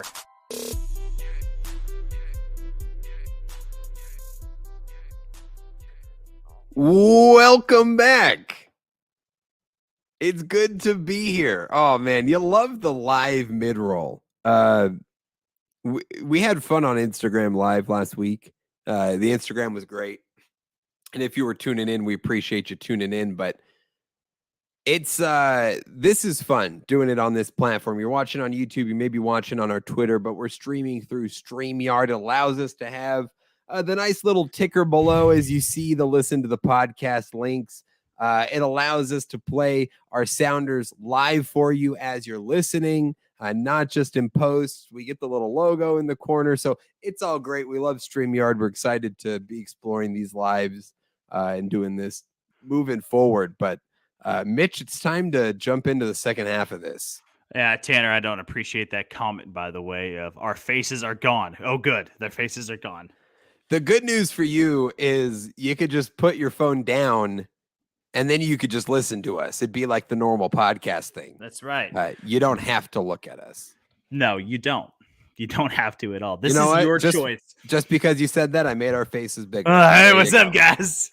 That's something close. That's for you, Tanner. Mitch, let's go into our week 13 NFL recap. I think a pretty significant week in the NFL with some of these outcomes and some of the games that we saw this week. So we're going to jump in with our normal recap, the way that we like to do it. We'll start with the most impressive team from this past week of games. And I'll let you go first, my friend. Who was most impressive from you in week 13 of the NFL? The most impressive team for me in the last week was the San Francisco 49ers. What they were able to do with the Miami Dolphins, Jimmy G goes down early. They have to turn to Brock Purdy, Mr. Irrelevant, pick number 256 in the draft. He goes 25 for 37, 210, and 2 touchdowns. He does throw the pick. What was so impressive, though, was what we've always known about the San Francisco 49ers is the defense. The defense is rock solid. Tua was uncomfortable back there. He was not comfortable throwing the football, and they put him in those pit situations, put him in really tough situations to where he was throwing 2 interceptions. He was 18 for 33. I mean, he had the 295 and the 2 touchdowns, but inflated numbers because you have the deep threat of Tyreek Hill that was making deep ball plays. You know, San Francisco just puts any quarterback, any offense really they face in uncomfortable situations. And credit to the personnel on that defense, credit to DeMeco Ryans and what he's been doing over there. This is a very, very special defensive unit. And I think that this is going, even without Jimmy Garoppolo, even if they have to ride Brock Purdy for a few weeks, this is a team that is going to do special things down the road. As we get closer to playoffs and as we get into the playoffs. A very, very impressive week for the San Francisco 49ers. Yeah, I mean, as you said, the defense was what was really most impressive against what's a very dangerous Miami Dolphins team with all of that speed and those weapons. And as you said, Tua was uncomfortable, and where Tua succeeds is in his comfort zone, being able to just play point guard and distribute the ball. And that's why that team is so successful. San Francisco is able to disrupt that. Not a lot of teams in the league can disrupt that, but that's what the Niners are capable of. Brock Purdy looked great. Kyle Shanahan has proven to us that he can make a lot of quarterbacks look great, right? He's made Nick Mullins look great. He's made CJ Beathard look great. He's made a lot of guys look pretty competent who we didn't expect to be that good at all. So, yeah, I think they can tread water as far as the regular season goes with Brock Purdy, Mr. Irrelevant. I think they can, and especially when you look at their division, it's not like the Rams are challenging them. It's not like the Cardinals are really challenging them. Seattle is going to be tricky. Seattle's still in the playoff mix, in the wild card mix, but their division should still be able to be had. So I do worry about what this means for their Super Bowl hopes, and we can get into that a little later, but certainly impressive that in this moment they're able to pull this out, look as good as they did against a really talented Miami team. Oh, yeah, absolutely. 100%. I think my most impressive team, Mitch, this week was the Dallas Cowboys, who on Sunday night put a throttling on the Colts 54-19, scoring 33 points in the fourth quarter alone to put this out. And it was offense and defense, right? Dak had 3 touchdowns. They ran 220 yards, but they also recovered 2 fumbles. They had 3 interceptions. They had a defensive touchdown. I mean, they made plays everywhere. And I brought this up a couple weeks ago that I feel like the Cowboys are a real challenger in the NFC. I feel right now that they are my favorite for the Super Bowl in the NFC. And they have a very good shot in my mind of surpassing the Philadelphia Eagles for the NFC East title. And we'll see how that plays out. But this Cowboys team is legit. And this win brings them to 9-3. And this is a Colts team that's not great. It's not like the Colts are a super talented team by any means, but that's putting up 54 points in the NFL against anybody, putting up 33 points in the fourth quarter of a game that was, a little tighter than that. It was in play up to that point. It was 19-21 heading into the quarter, right? I mean, it was a slim lead for Dallas, and they absolutely put it on the end. This Cowboys team has been impressive to me, and this win this week was equally as impressive. Yeah, I think if there was any question about the Cowboys, it was, can their offense have these explosive type of games? And they just showed this last week that, yes, they're fully capable of doing it. Now, it may have been against a not very good Indianapolis Colts team, but they're capable of doing it. I think this is the first time all year that we've seen how they can equally utilize Tony Pollard and Zeke Elliott and use them both effectively.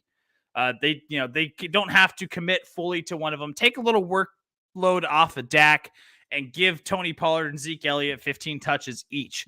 And they're able to be successful doing that. And they basically did. Tony Pollard had 12, Zeke Elliott had 17. So, right. It was, they were able to be balanced on offense and continue to do what we all know that they're capable of doing, which is dominate defensively. And they did that against the Colts. I'm not sure if they're my favorite out of the NFC yet, but they're in that conversation. They're in that top 2 or 3 for me. I don't know if I could put them as the favorite yet for me. But. That's fair enough. Mitch, your most disappointing team from this past week. Look, this is just, I put down the Bears. This is just an excuse for me to talk about that piece of human trash, Aaron Rodgers, and his comments after the game. Oh, look, man. The comments of, I've always loved coming and playing in Chicago. Chicago's been like a second home to me. I'm going to hunt him down. Like, I hope this doesn't put me on an FBI watch list. No public threats here. We are live on social media. Dude, this guy sucks. Like, this guy stinks. He's the biggest troll in the NFL. I hate Aaron Rodgers. Like, I can't express my hatred for him enough. But also the Bears, man, they blew an early lead. Every time you think that things are going to turn around for the Bears, it just doesn't. And I've just conceded to the fact of, hey, lose out. Maybe we'll get a top 5 pick and we'll add to give something extra to Justin Fields and contribute to that offense moving forward.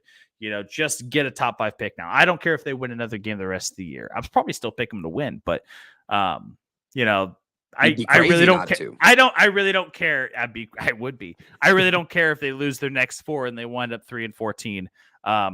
Just get something to help build for the future at this point.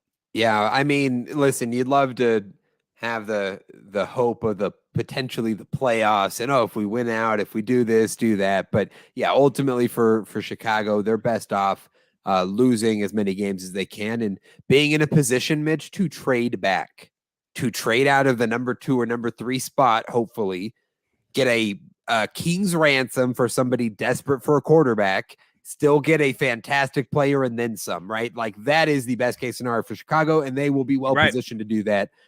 So don't hurt too bad. Justin Fields looks great. That's awesome. Tanner commenting on YouTube, Aaron Rodgers is so cold. Yep. That he is. Kiss my ass. That he is.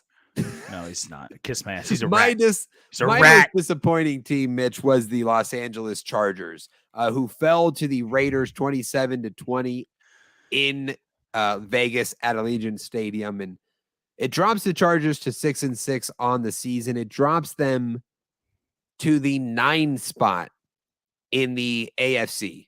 playoff race. So 7 playoff teams. The 7th wild card spot would go to the New York Jets at 7-5. The New England Patriots and Chargers are 6-6, but the Patriots win the tiebreaker with a better conference record at this moment. And the Chargers being at the 9 spot at this point of the season is just disappointing. And we've talked about this for years. It's always supposed to be the Chargers, and they always kind of fall short. And this is another year where the injuries have caught up. That offensive line is banged up. We've seen no Rashawn Slater this year. This defense is banged up. Justin Herbert can't get enough help.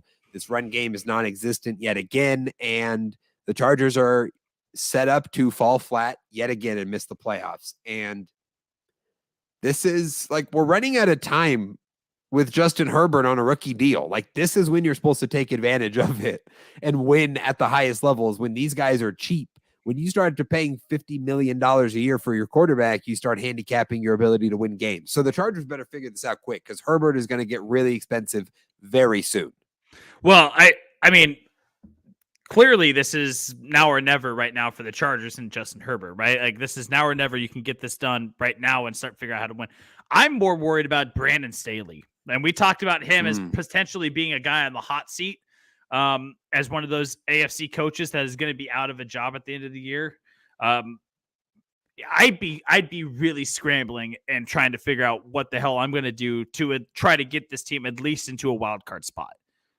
Because, dude, you're running out of time, and you've been given all this talent. They had the big Khalil Mack deal in the offseason. J.C. Jackson, they haven't had because of injury. They brought in all these defensive pieces. That was the bugaboo, right? You couldn't play defense. You could put up the points, but you couldn't do anything on defense. Now we bring in all these defensive pieces. You're still 500. What are you going to do?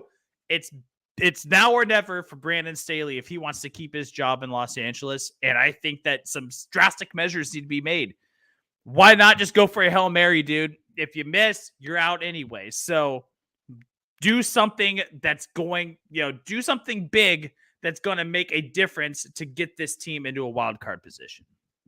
Yeah, I mean, listen, it's tough because he is only in year 2 of his tenure, but it has just been disappointing. And another disappointing year stacked on to last one is not going to do himself any favors. Certainly will put him on the hot seat to start next year, at the very least. And the expectations will be high. If they start 1-4, 1-3, he might be out very quickly. So, tenuous times in LA right now. Mitch, let's get to our bold prediction based on what we saw last week. And if you have any overreaction from what we saw last week, and if you have an overreaction and you're watching on live, let us know in the comments what you're overreacting from what you saw in last week's NFL games. But Mitch, I'll let you go first. What's your overreaction from this week 13 in the NFL? I just brought up how impressive I thought the San Francisco 49ers were. And I'm thinking right now, even without Garoppolo, the Niners are still should be considered as Super Bowl contenders. Even if Garoppolo doesn't play another down for the year and it's Brock Purdy to the end, they should still be considered as Super Bowl contenders. Want an example of that? Of that type of idea? Look no further than the San Francisco 49ers and their Super Bowl run of just a couple years ago. Jimmy Garoppolo was just part of the conversation. He was just a participant in that playoff run going to the Super Bowl. They basically took the ball out of his hands, ran the hell out of the ball, and played fantastic defense and got to a Super Bowl. I believe that this team right now is built to do that again. And if Brock Purdy is the guy at the helm, if you're giving the ball to Brock Purdy 37 times a game like you did last week, and he starts throwing you out of ball games, then yeah, that's one thing. But if you can just do what he does well and know what your team's built to do, which is run the football and play great defense, you can absolutely make another run like you did just a few years ago when Jimmy Garoppolo was the new kid in town in San Francisco. So I think San Francisco should still be a Super Bowl contender out of the NFC, even without Jimmy Garoppolo at the helm. I'm going to say that's not an overreaction. And I would have initially said it was, but I think you make a really good point. I mean, Jimmy G passed for what, like 6 or 8 times in one of those, in that NFC championship win or whatever it was. And it's like, listen, that's not just as easy to say that they can do that again. But I mean, now you have Christian McCaffrey back there, right? And you got George Kittle and Debo Samuel and Kyle Juszczyk and just all these Brandon Ayuk and all these little, weapons and wrinkles you could throw in there. So, I mean, Christian McCaffrey's throwing a touchdown pass already. I mean, you could throw him back there. I feel that was his first touchdown as a Niner. Was a passing touchdown. I'm just, like, at this point, Kyle Shanahan has proven the creativity and the ability to make things happen. So I'm going to say it's not an overreaction. Now, I'm not betting on it, as I mentioned earlier when we talked about this. I do think that this does take them out of true Super Bowl contenders. But would I be surprised if they end up in the NFC Championship game with Brock Purdy? Probably not. I mean, they made it to the NFC Championship game last year, and I never would have expected them to do that with last year's team. So I'm going to have to Niners double team check. has proven it, I mean, I'm going to have to double check my stats, but you know how many times this team has given up 23 or more points? How many? Once. 23. Wow. So, like, this team has been this year, no doubt. They've been rock solid, and I think that they Absolutely. can carry that much, much further down the line. So, Mitch, my overreaction after this week is that the Bengals should be the AFC Super Bowl favorite. Now, I know it's an overreaction, but hear me out here, right? We have the AFC, a couple teams at 9-3, as we'd expect. Kansas City, Buffalo, right? Mahomes, Allen, we know that. And then right behind them, at 8-4, you got Miami, you got Baltimore, and you got Cincinnati, who just pulled off a win against the Chiefs, their third win in 2022 against the Kansas City Chiefs. And I just look at this and wonder, are we counting out Cincinnati again so easy? I mean, they are the defending AFC representatives in the Super Bowl. They pulled this off last year with more unexpected odds. And they've proven in the second half of this season to really figure some things out.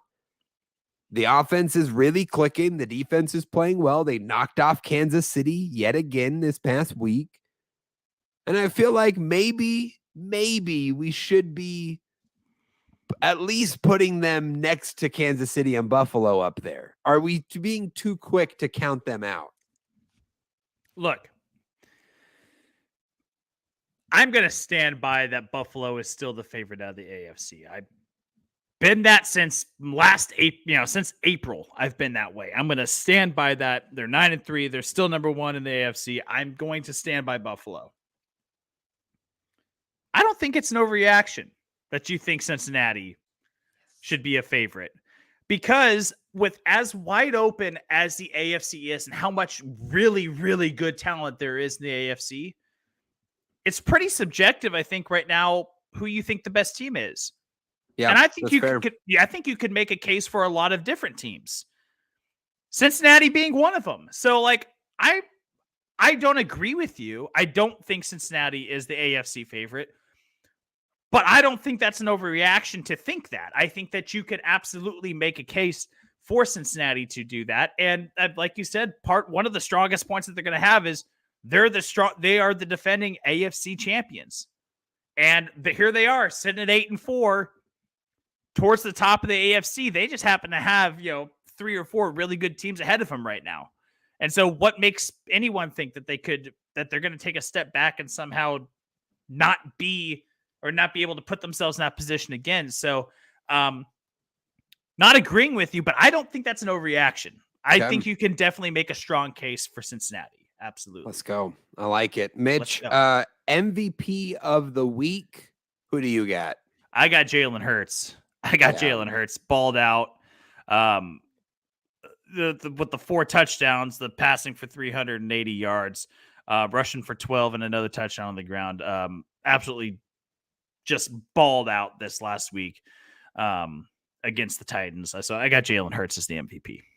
Yeah, that's a good one there. I went with Nick Bosa. Bosa, 3 sacks for the Niners in that win against the Dolphins. He had a big game, and it puts him at 14.5 sacks on the season, number 1 in the league. And we discussed think it was a name we brought up in our mid-season award picks as a guy when we looked towards the second half who could maybe put themselves in that conversation, have a case.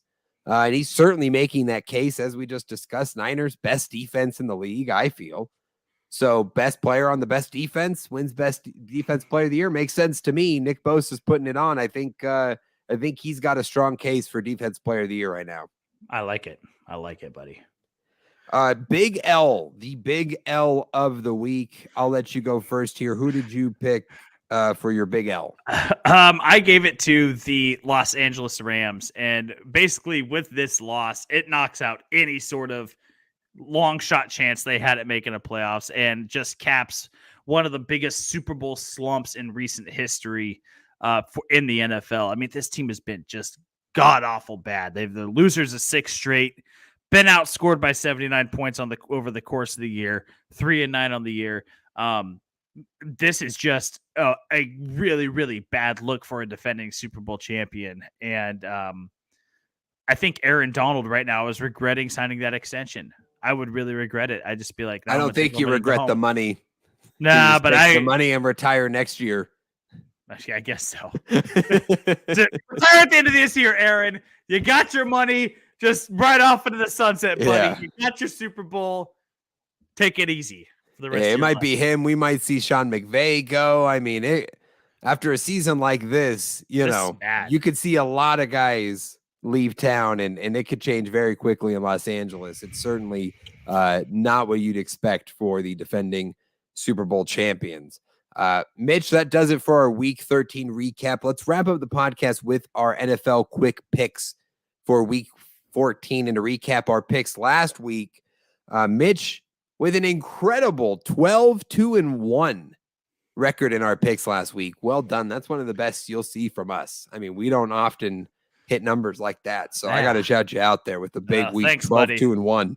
Yeah. I went a measly 6-8-1. I didn't give my big L, by the way. I forgot. Oh, my yeah. Big L, Holy my smokes, big L yeah. is ties because we're not soccer. We're football. Why do we still have ties? The Commanders and Giants tie, and now we got 2 ties in our picks, Mitch. We went 6-8-1 and 12-2-1 because of freaking ties. What are we doing? Can you say ties like that? Ties? Yeah. Ties It's ridiculous. Yeah, that sucks. I'm over it. Get rid of them. This ain't That's soccer. what I'm saying. That's what I've been saying for years, Dallen, is they need to adopt the college football overtime system. They need to. It's time to move on from this silliness of, oh, if you score, then we have a chance to score, and then if the other guy scores, then the game's over. No, you score until you make a stop. Just adopt the overtime system used in college, you dummies. Let's do it. Do it already. Find a way to end the game. Jeez, with a winner. And it's not that my hard. Gosh, but... it's ridiculous. Well, yes, ties. So we each have a tie in the picks this week because of that. So our season totals right now, Mitch is at 115-80-2. I am at 195-2. So a 15-game deficit as we head into week 14. So just 5 weeks left for me to make up this ground. I got to get on it now. Just simply put, I got to get on it now. If I have a chance, if I want to have a shot in this. Are you gonna like start throwing some Hail Marys here, or are you gonna? I might have to. I might have to. We're heading into the fourth quarter. I'm down 2 touchdowns. It's time to take some shots. I think it's tough. Yeah, I think you ought to. I think you got to throw some Hail Marys here and see what happens. I might have to. By the way, before we get into picks, Tanner weighing in the comments, fix the overtime rules now. Yes. I mean, long past due. We just need to have winners. That just doesn't seem that hard. But Mitch, we got to get into our quick picks. I will let you start off here first, my friend. All righty, let's get into these. They're leaving Sin City, head down to the City of Angels to take on the Los Angeles Rams. Give me the Raiders on the road. Things are bad in Los Angeles for the Rams. Things are going good in Sin City for the Raiders. Give me the Raiders on the road in Los Angeles. You know, the Rams just brought in Baker Mayfield. Can he make it in time from the flight from Charlotte? Can he know the playbook enough to play on Thursday night? I'm rolling with the Rams and John Wolford in this one, Mitch. The Raiders are also down bad. It's a pair of down bad teams, but I'm going to pick the Rams in this one at home. I don't feel Raiders good about it. 5-7. I don't know if they're down bad. Winners of the last two. I'm not sure. Okay. Over that. Okay. Still pretty down bad. Mitch, let's jump to our Sunday morning Sorry, slate. they won 3 in a row. 3 in a row. There you go. AFC East matchup here on Sunday morning. The New York Jets headed upstate to take on the Buffalo Bills.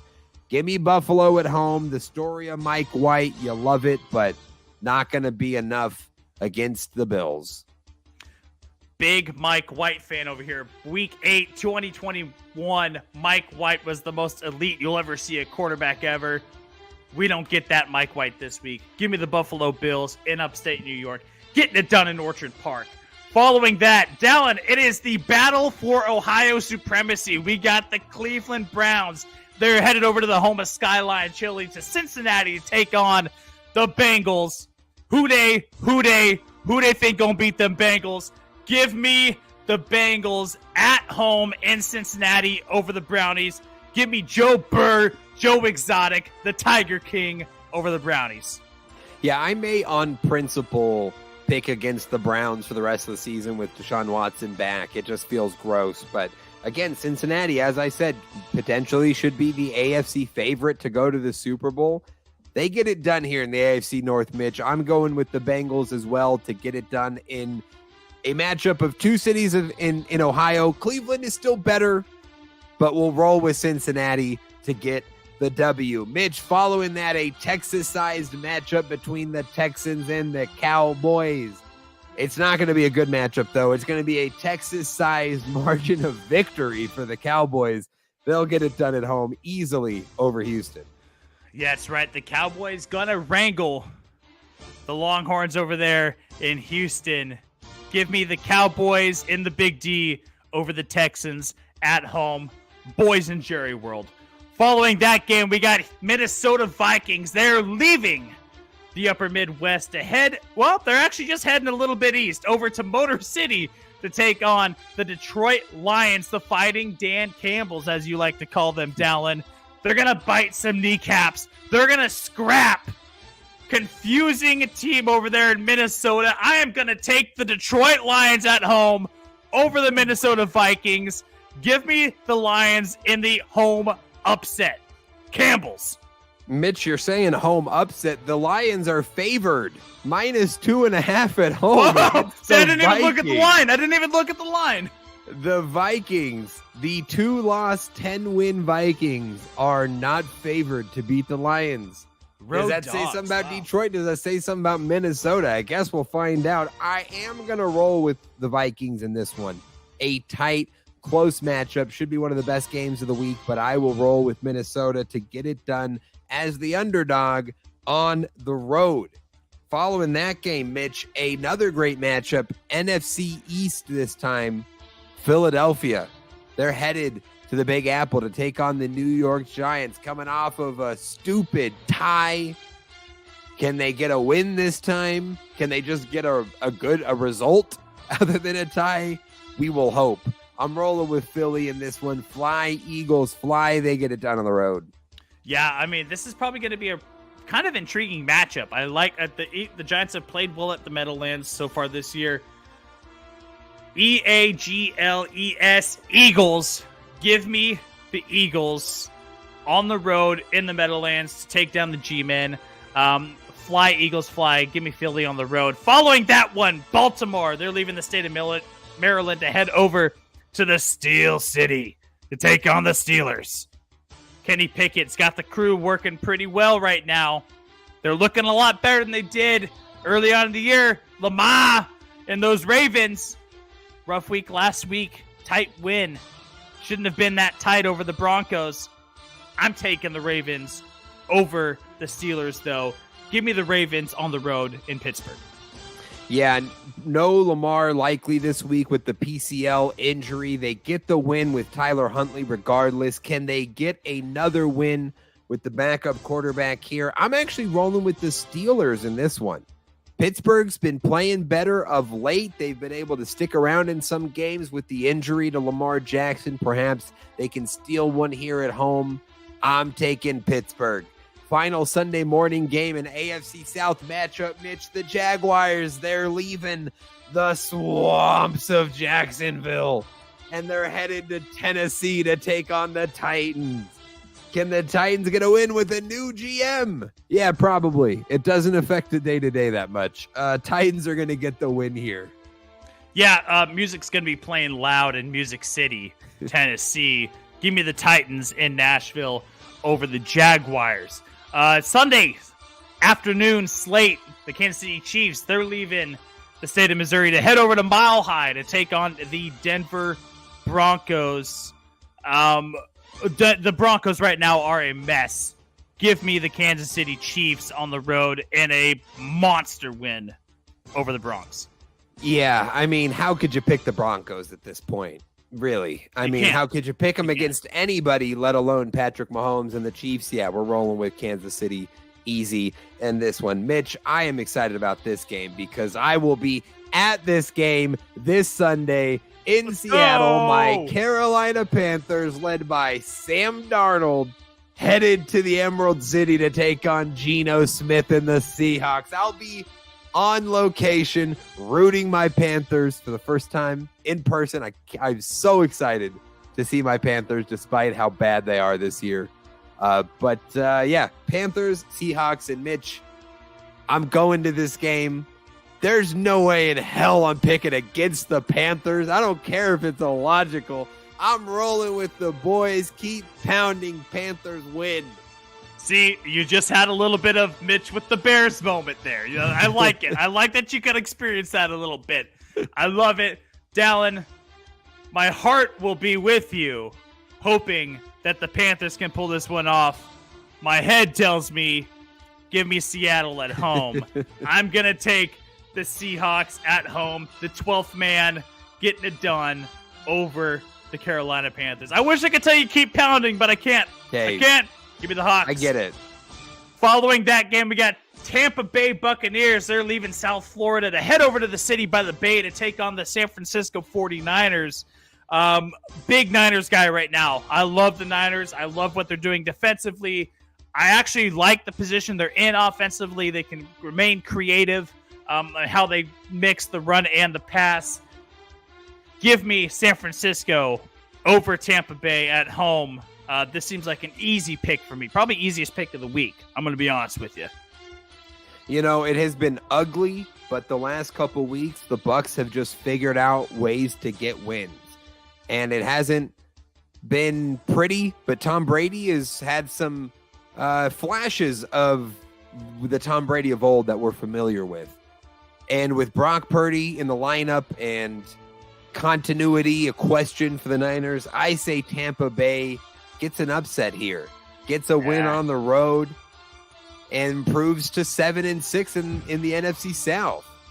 It won't be pretty. It won't be pretty, but we'll go with Tampa Bay on the road. Mitch, Sunday Night Football, a matchup of class of 2022 quarterbacks. Tua versus Herbert, Miami versus LA, Chargers versus Dolphins. I'm rolling with Miami to bounce back after a tough loss against a really good San Francisco defense. This Chargers defense, we talked about the talent. It has not come through with the injuries they've had. Tough matchup for them against Miami. I think the Dolphins right the ship with an explosive performance and a win. Yeah, no, this is a great bounce-back game for Miami. I think that this is the perfect opportunity. Bounce back after the tough loss against San Francisco. I like Miami on the road as well in Los Angeles. Monday Night Football, Dallen. We got the New England Patriots. They are leaving New England to head down to the desert in Arizona to take on Kyler Murray and the Arizona Cardinals. I have to be honest. We got to stop giving the Arizona Cardinals the benefit of the doubt. I'm going to take the New England Patriots on the road to get it done over the Cardinals in the desert. Yeah, I am taking Arizona in this one because I think both these teams are just kind of hard to figure out. And Thought New England had a really disappointing showing on Thursday night against Buffalo. I expected more of them. Didn't expect them to win, but just really not looking good. And this is a hard game. And as we wrap up on Monday night, Mitch, this has to be, because we have some good matchups this week. Oh, this is garbage. This has to be garbage game of the week. So we'd be remiss if we didn't give the people what they want. Oh, let's hear it.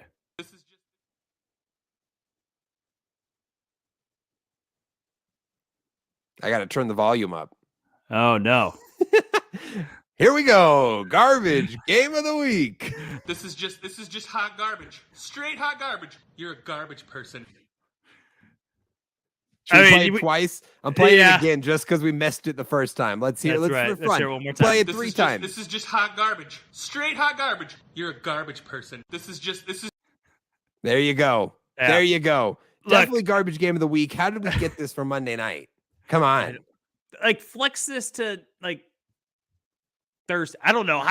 You can't flex it to Thursday. Flex it to anything. I don't care. Flex it to anything. Get it out of here. Flex it off my TV screen. That's what I'm asking for. Mitch, that'll do it for the quick picks. And that's going to do it for the podcast. Episode 151, the first time live here on the YouTubes and the Twitters. So if you've been tuning in live, we appreciate you hanging out, commenting, participating. If you're listening to the podcast feed, we appreciate you tuning in as you do. If you don't already, follow the social media channels. The Instagram is at the Sports Hour Guys. You can follow the Twitter at Sports Hour Guys. Follow the TikTok at the Sports Hour Guys. You can also check out the website, Mitch, the sportshourguys.wordpress.com. Mitch, remind the people where they need to listen to this podcast. Well, you need to go on anchor.fm/the Sports Hour Guys. If you're watching right now, look at that little ticker on the bottom. That'll tell you exactly where to go. Anchor.fm/the Sports Hour Guys. Become a permanent part of the conversation. Get on Anchor. Leave us a voice message. Ask us anything you want. Hey, Dallen, what color socks do you like to wear the most? Purple. Purple socks. Yeah. Cool. If you had, that's just an example. Any question you have, we will play it live right here on the show. Become a permanent part of the conversation. That's once again, anchor.fm/the Sports Hour Guys. Get on there, become a permanent part of the conversation. You can get these podcasts wherever you listen to your podcast.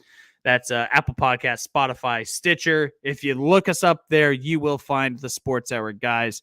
Good on Apple Podcasts. Leave us a rating, review. Tell us that we suck because, Dallen, that is the only way that we can get better. It is the only way that we could get better. We would, we try to do that. At least a little bit. We try. Tanner commented, by the way, in our picks, said typical could have called Dallen choosing against the Raiders. Yeah, I have not been bought in on the Raiders this year. And for the most part, that has been a good call. We'll see how they pull off the last 5 weeks as they make it a bit of a run here. But yeah, I guess that was a tough one. I'm not going to lie. I have no justification for taking the Rams other than chaos. So there you go.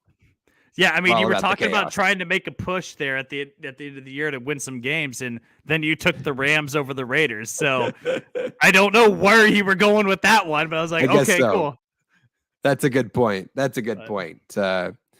Well, guys, again, we appreciate you hanging out as you did. If you're listening to the podcast, you didn't know, we are going live every week now. We'll be posting on our socials when we'll be going live, usually a Tuesday or Wednesday evening when we record.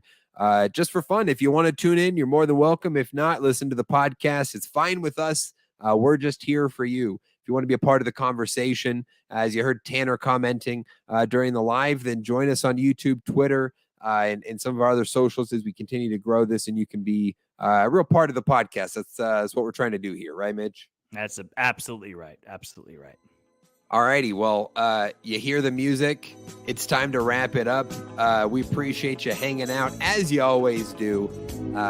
Always good to be here. Good to do it with you, my friends. So until next time, we love you. We appreciate you. And we'll catch you next week. Have a very pleasant good evening, everybody. See ya.